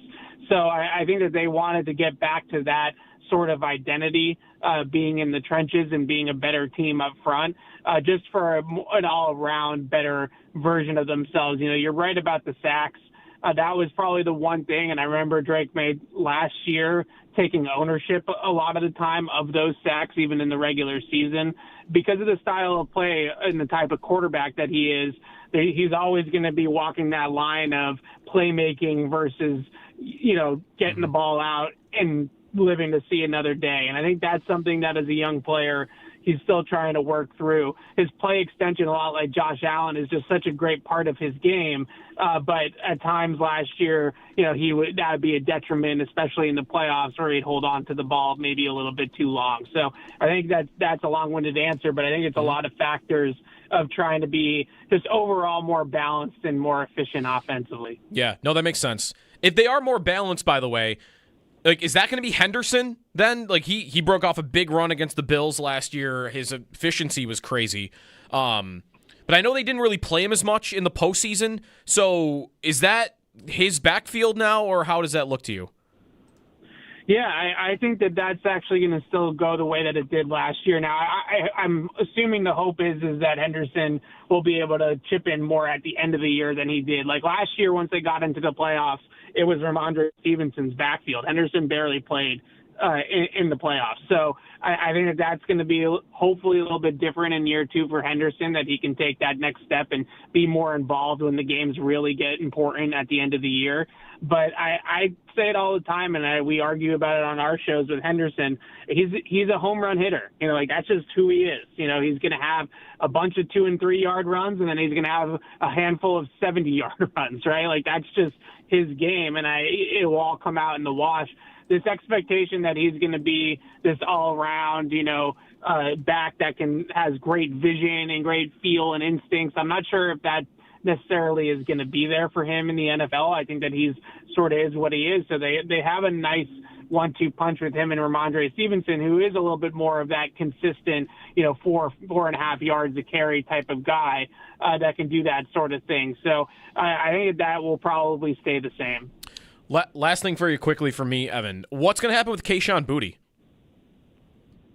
It's a good question. I think it's probably the number one question in camp right now that they've gotten Gabe Akers signed. And I think everybody is under the assumption that this Christian Gonzalez contract is going to wait at least to the end of the summer at this point.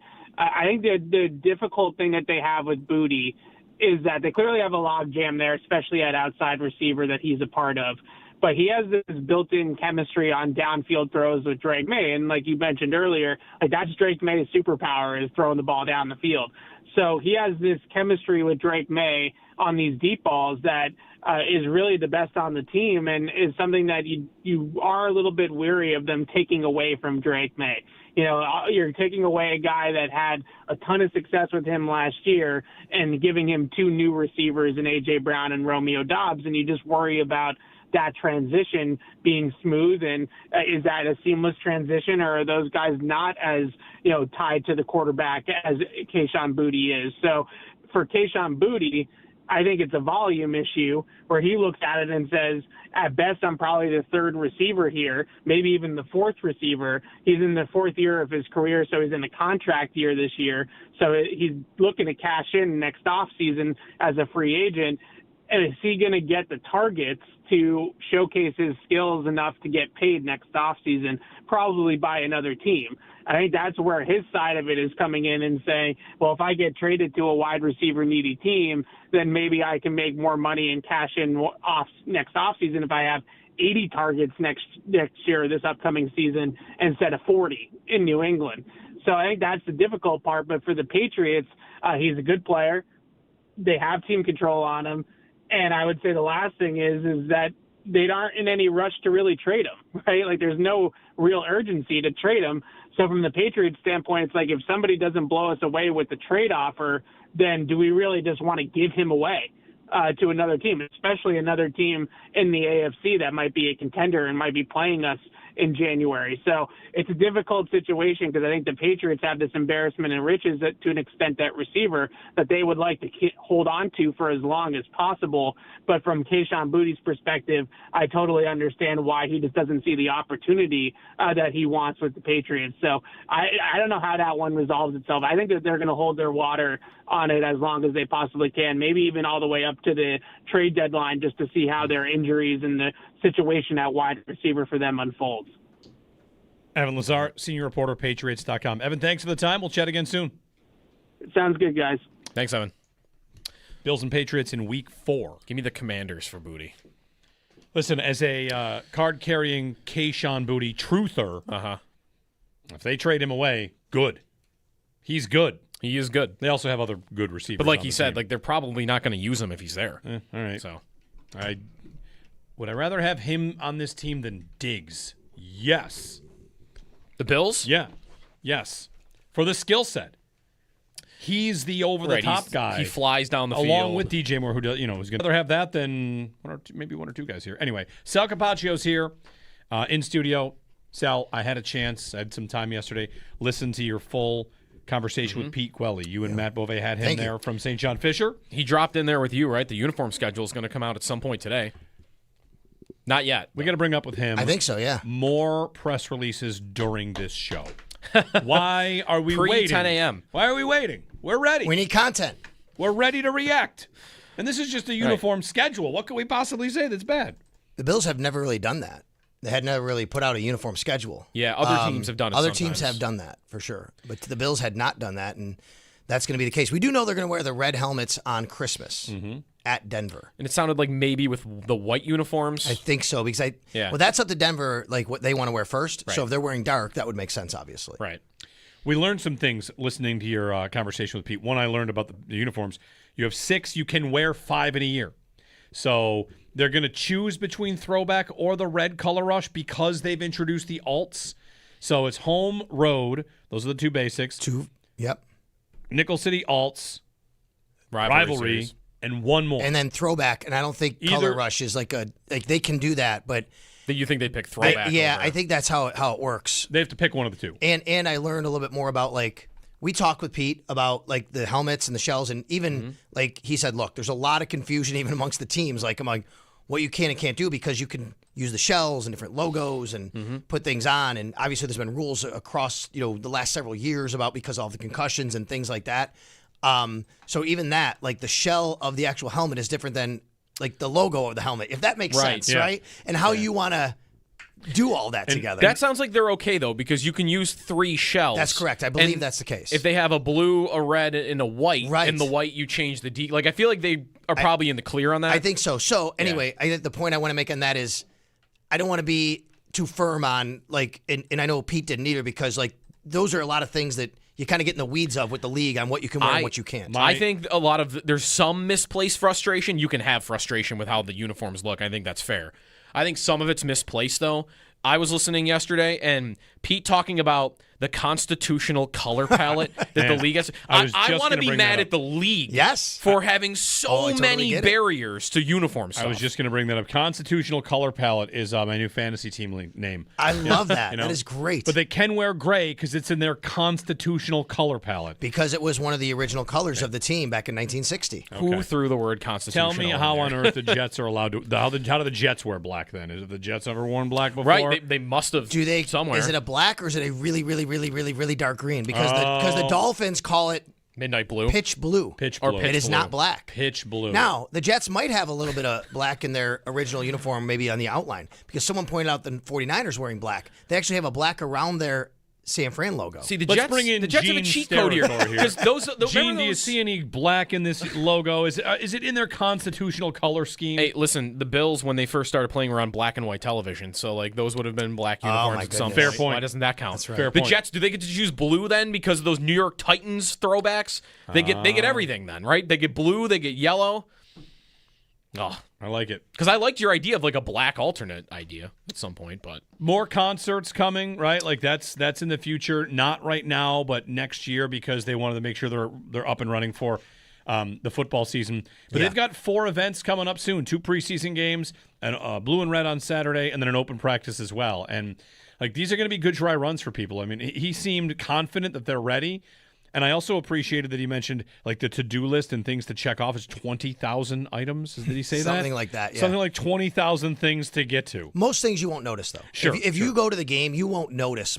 There might be something in a certain, in the corridors or whatever you want, like the concourse. I mean, they got to kind of redo that a little bit or something. I don't know. There's a tile in section 312 right. that's chipped in the corner. Right, something like that. But most of the stuff is behind the scenes. You won't notice. I was always very surprised when anyone would say, like, no, it wouldn't make sense to me to have some sort of event before a football game.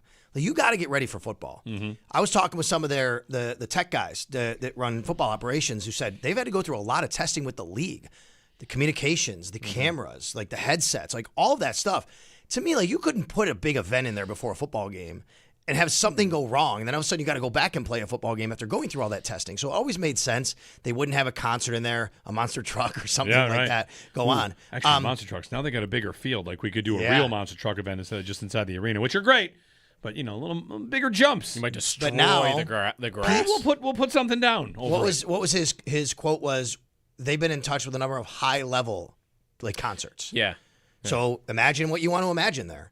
And that's going to start happening next year after this football season. I'd say after you get out of the weather, maybe next summer. And you can start to imagine what that looks like and who that could be. And they're going through that process, plus events. You name the event that you could bring to a stadium like this, they're going to try to bring it. Collegiate events, pro events, different sports, things like that. Yeah, he had some good clarity also on how soccer could work, because with friendlies, like if the U.S. were to play whoever in a friendly, you could play it there because you can manage the dimensions of the field. That's right. Versus there might be other tournaments or like official types of tournaments where no, it's got to be this certain width, and they might not be able to do that. So but that's still that means the door is open to some level of soccer at some point in the future. Yeah, I mean, I could see college football, obviously. College football. I could see, let's imagine, Matt asked about wrestling. Yeah, I could see college basketball. Put a court in there. We've seen that. I know it's outdoors, but in the summer, we've seen they played on aircraft carriers, for crying out loud. Syracuse? These days. I mean, you never know. I think Syracuse, Penn State, UB, right? Bonaventure, whatever. You have teams, high-level teams, big names, and you have local teams. All those things could be on the table. And I think that the imagination, you have to kind of run with it a little bit here and figure out what you want to do. You also talked about the Sabres a bit. He said they have 3 times the level of any other team adding season tickets. Again, pointing out that's only because they were so low. Yeah. But still, a good sign that people are coming back. And I think they said there are 13,000 season tickets coming into this year, and hoping to kind of keep the momentum that finished last year with. And he talked about incremental improvements to KeyBank Center. Yeah. And still doing things along the way. The way he phrased it was basically that's something between them and the state and the county, and he made sure to say it's not just the arena, it's the area surrounding the arena, all the things that go along with that they want to talk about and envision, stuff like that. I really, not as the interviewer, but as a listener, I thought it was very informative. I thought Pete was good on all that, Matt had said on a podcast he didn't love the uniforms. I said I wasn't a fan necessarily of the helmets. And he had some fun with us and said, you guys, I'm sitting with 2 design experts. He likes to say that. He had some fun with us with that, which is funny. He says that to us, too. Yeah, that's right. And I was was that a shot? We don't know good uniforms? But he was, he understands. Pete Quelly understands that you're not going to please everybody. You're going to have people who are really in love with it. There are people who really don't like it. But at the same time, I agree with this. He said this, and I agree completely. They'll sell because they have number 17 and Allen on the back. I mean, that's just what it comes down to, right? And you're going to get that. And I also will say, guys, I actually don't mind the gray. Actually, gray is unique. What other teams are wearing a gray uniform? I mean, I know their lines are silver, right? I do think gray is actually a pretty decent color. I didn't mind it. And when you put it on a player, I think it looks pretty sharp, actually. All right. What else? What did he talk about? Anything? What else came up? There were the I mean, events. hey, if you want to talk about the Sabres, yeah, Yarmo always in the market looking around, and the season ticket numbers going up big but time. I mean, it which would doesn't be have to expected. But on the ice, right? We talk about that, but on the ice, yeah. I mean, I think he did say the anniversary of the Skinner trade was just like a couple days ago. He right? did say there could be a trade of the Sabres soon. You never know. Like Yarmo's always talking about. Maybe we get a trade next week. Hellebuck. That did not come up. Not yet. No. I don't know if I don't think he could tell me. If All right, ready? No, I know he wouldn't. Yeah. First preseason game, leading the charge, Connor Hellebuck. How about that? Trade for him. Well, once he's traded, obviously. How about it would have to be next week then. Bring him to town right away. Yeah, you're saying before, like as a move, Oh, like as a leverage. One of the things that was interesting is they are exploring singing the Canadian national anthem at Bills games. I heard that. Yeah.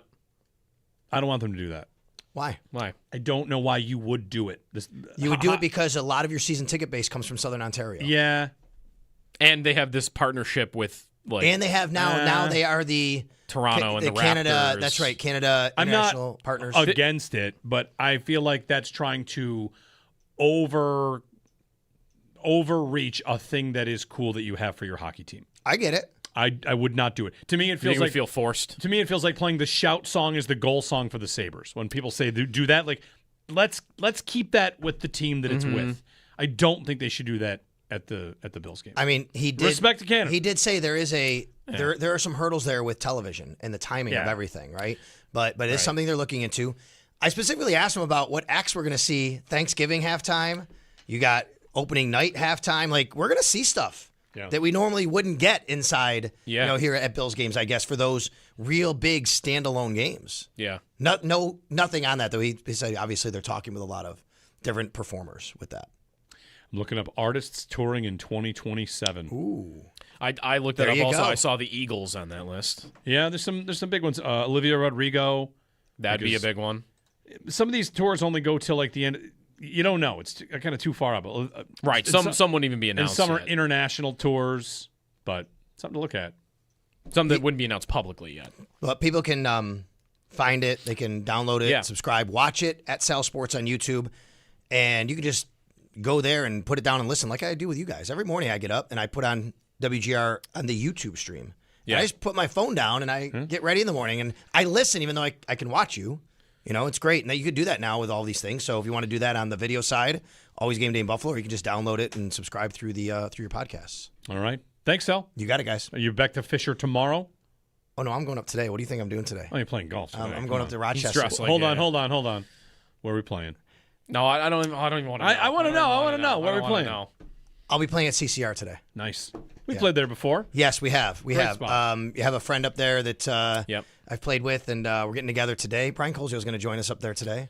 I don't know if I should say that on the air, but Brian's like, oh, no, it's okay. Brian's coming up, and he's like, no, I didn't tell anybody. It's all good. So we're going to play up there today, and then actually I'm doing that because with the earlier practices, it's either go up the night before or very early in the morning. And I'm like, well, I'm going to go up the night before. I might as well go up and try and play golf today. Go play golf and then go see the Odyssey on a 70-millimeter screen after.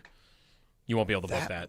It's a lot of time. Not on that screen. Yeah. It's only in Rochester, but it's probably sold out. They do have the IMAX. It's sold out like weeks in advance. Yeah, it's probably sold out. Well, we had to get tickets like 2 weeks in advance. Hit him straight. How's your game? Or at least a week. I've been playing really well this summer, although I did not have a good day a couple weeks ago at I think it was at Brookfield. But I've been playing pretty well this Sal summer. at the Duster Challenge out of like 120 golfers was second in the first run of 18 holes. I was one under. How old putting challenge? How old was the golfer you lost to? The golfer I lost to was a teenager. I'm guessing around 15, and he was really good. But I was in the top 16. It was great. Yep. And he's just two-putted his way through, man. I'm like, man. Beautiful. In the same thing. Both times we advanced, we lost to a teenager. There's no shame in that. Nothing wrong with that. No. I know. No shame in golf. Still. All right. Hit him straight. Thanks, Sal. Yeah, thanks. Sal Capaccio here in studio on his conversation with Pete Gwelly along with Matt Bove. You can download that. Check that out at It's Always Game Day in Buffalo, where you get your podcasts.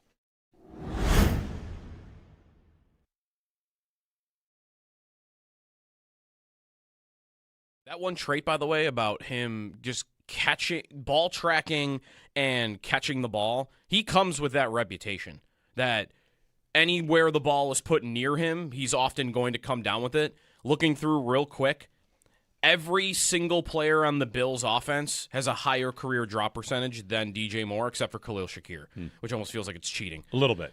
Right. Shakir's very sure-handed, but he's also catching 3-yard passes. Coleman, all 3 tight ends, both the running backs, all the other receivers, everybody has a higher drop percentage in their career than DJ Moore. Well, on this the guy offense. that would stick out to me there is Kincaid. Like, Kincaid's got incredible hands. Yeah, he's 1% higher. And Moore has a lower drop rate than Kincaid. Right. And Moore has run a lot of deep routes throughout his career. That's, again, where, Shakir has an insanely low drop percentage. Why? Because all the passes are 1 yard, 2 yards. They're not traveling very far. Yep. Moore, in his career, he's not been like a one-trick pony down the field. Like, he is not, what Alec Pierce has been so far in Indianapolis, trying to become something else. But you look at his career and how he was used, how Joe Brady used him, how anybody has really used him until last year. He's always kind of been a guy who runs down the field. His average depth of target has been over 10 every year of his career, but 2. So those are. Didn't Gabe Davis? We always make excuses for that with him, his drop percentage is high and his catch percentage is low. Yeah, why? Because, there are all the harder routes that are happening down the field. Well, DJ Moore runs a lot of those routes, too. That's a lot of the ones we're seeing him run in camp, that we're seeing clips make it out about, and that the guys in the media are talking about. And those are the tougher plays to get in. And you've got 2 plays in the last 2 years where Allen's hurling the ball deep, and a guy can't come down with it. And this guy is pretty good at coming down with it. Yeah.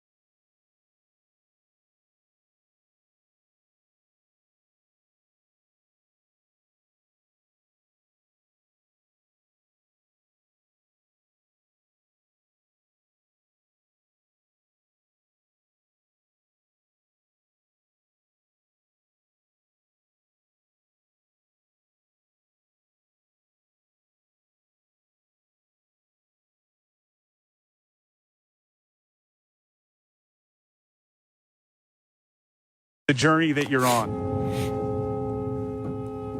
Does it ever wear on you, or is it always a motivating factor? Do we lose sight of the joy in the chase?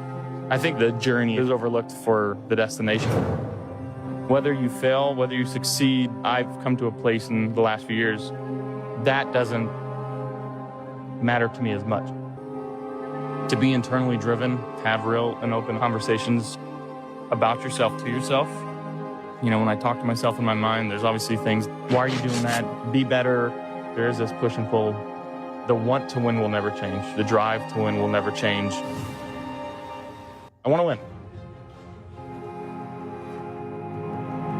It's a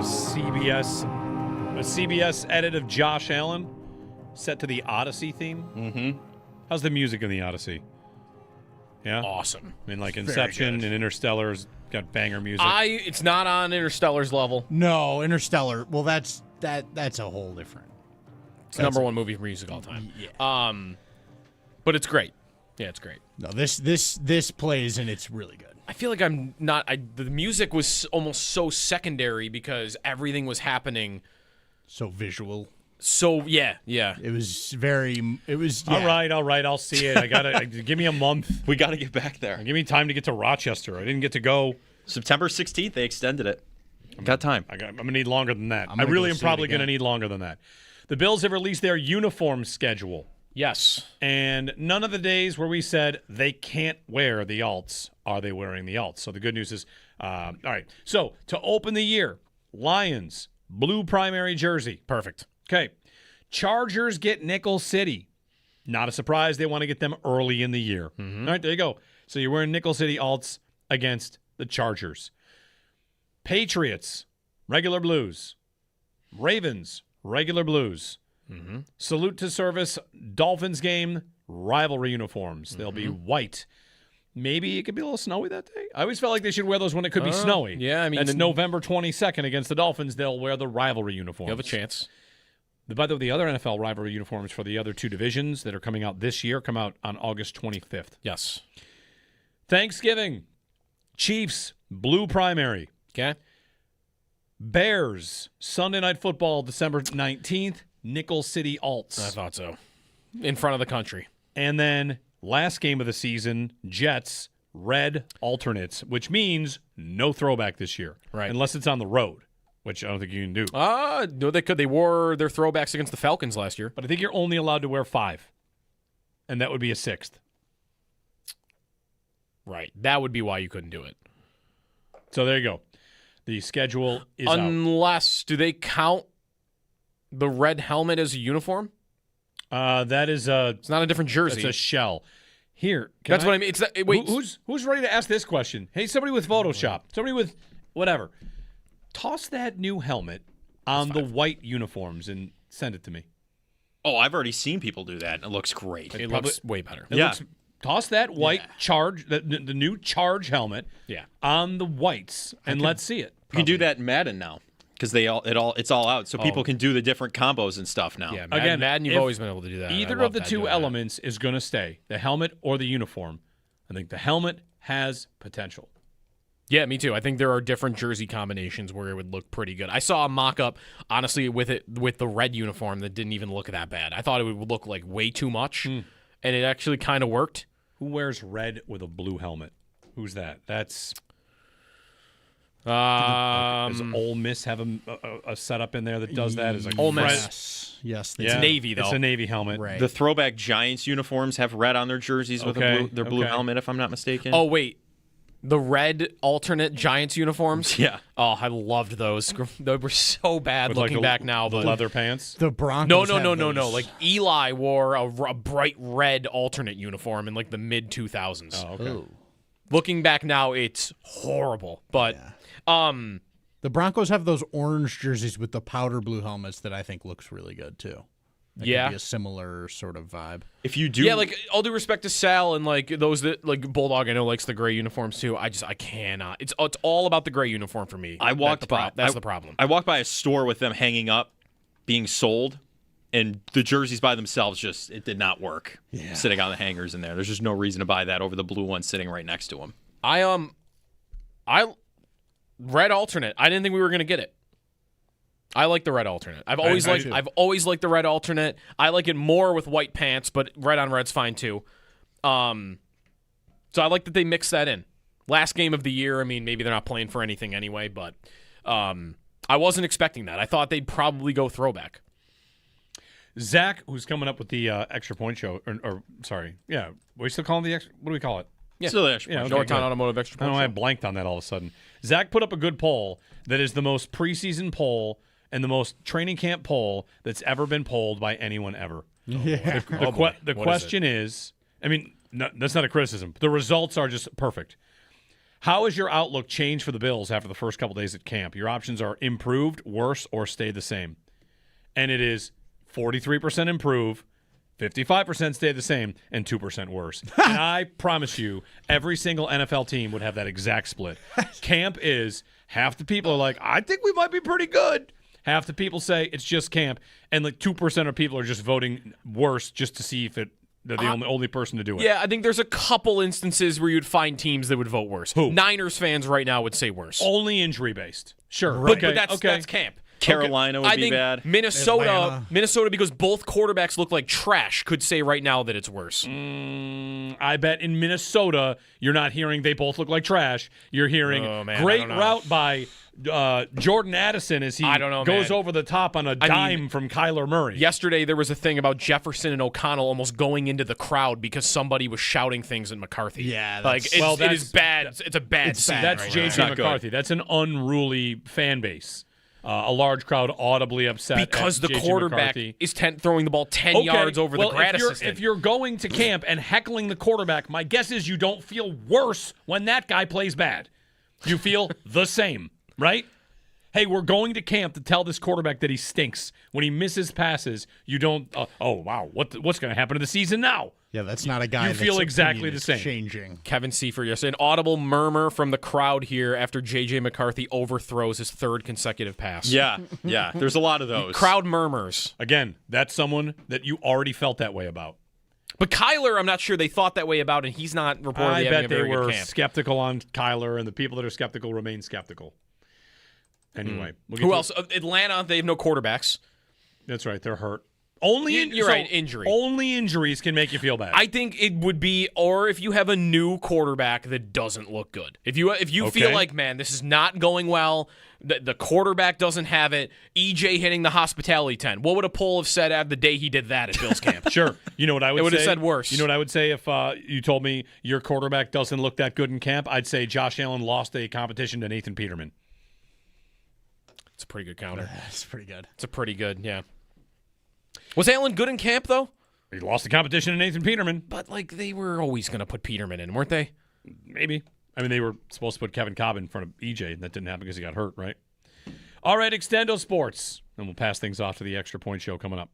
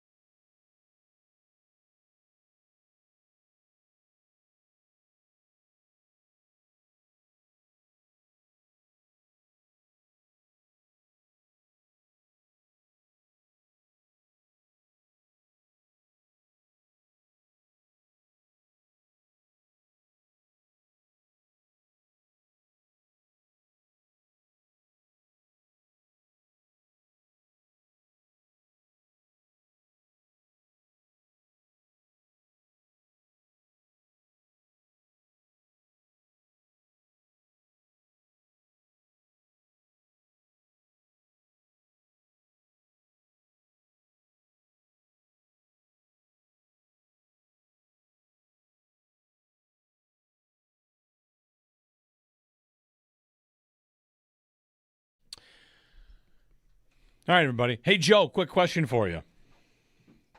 Yeah?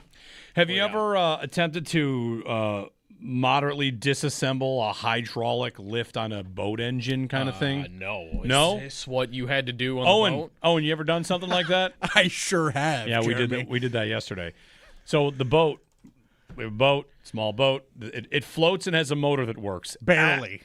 Not anymore. the engine doesn't start. So anyway, got to bring it to the repair shop. Got to get it out of the water. Doesn't have any power. Get it on the trailer, get it up, realize like, uh-oh, the trim is stuck down. I can't, how are we going to get the trim up to actually tow it? So then it becomes a series of phone calls. Pop this, do this. We actually do all that. Yeah. Tie the boat engine up and drive it. And that was an adventure.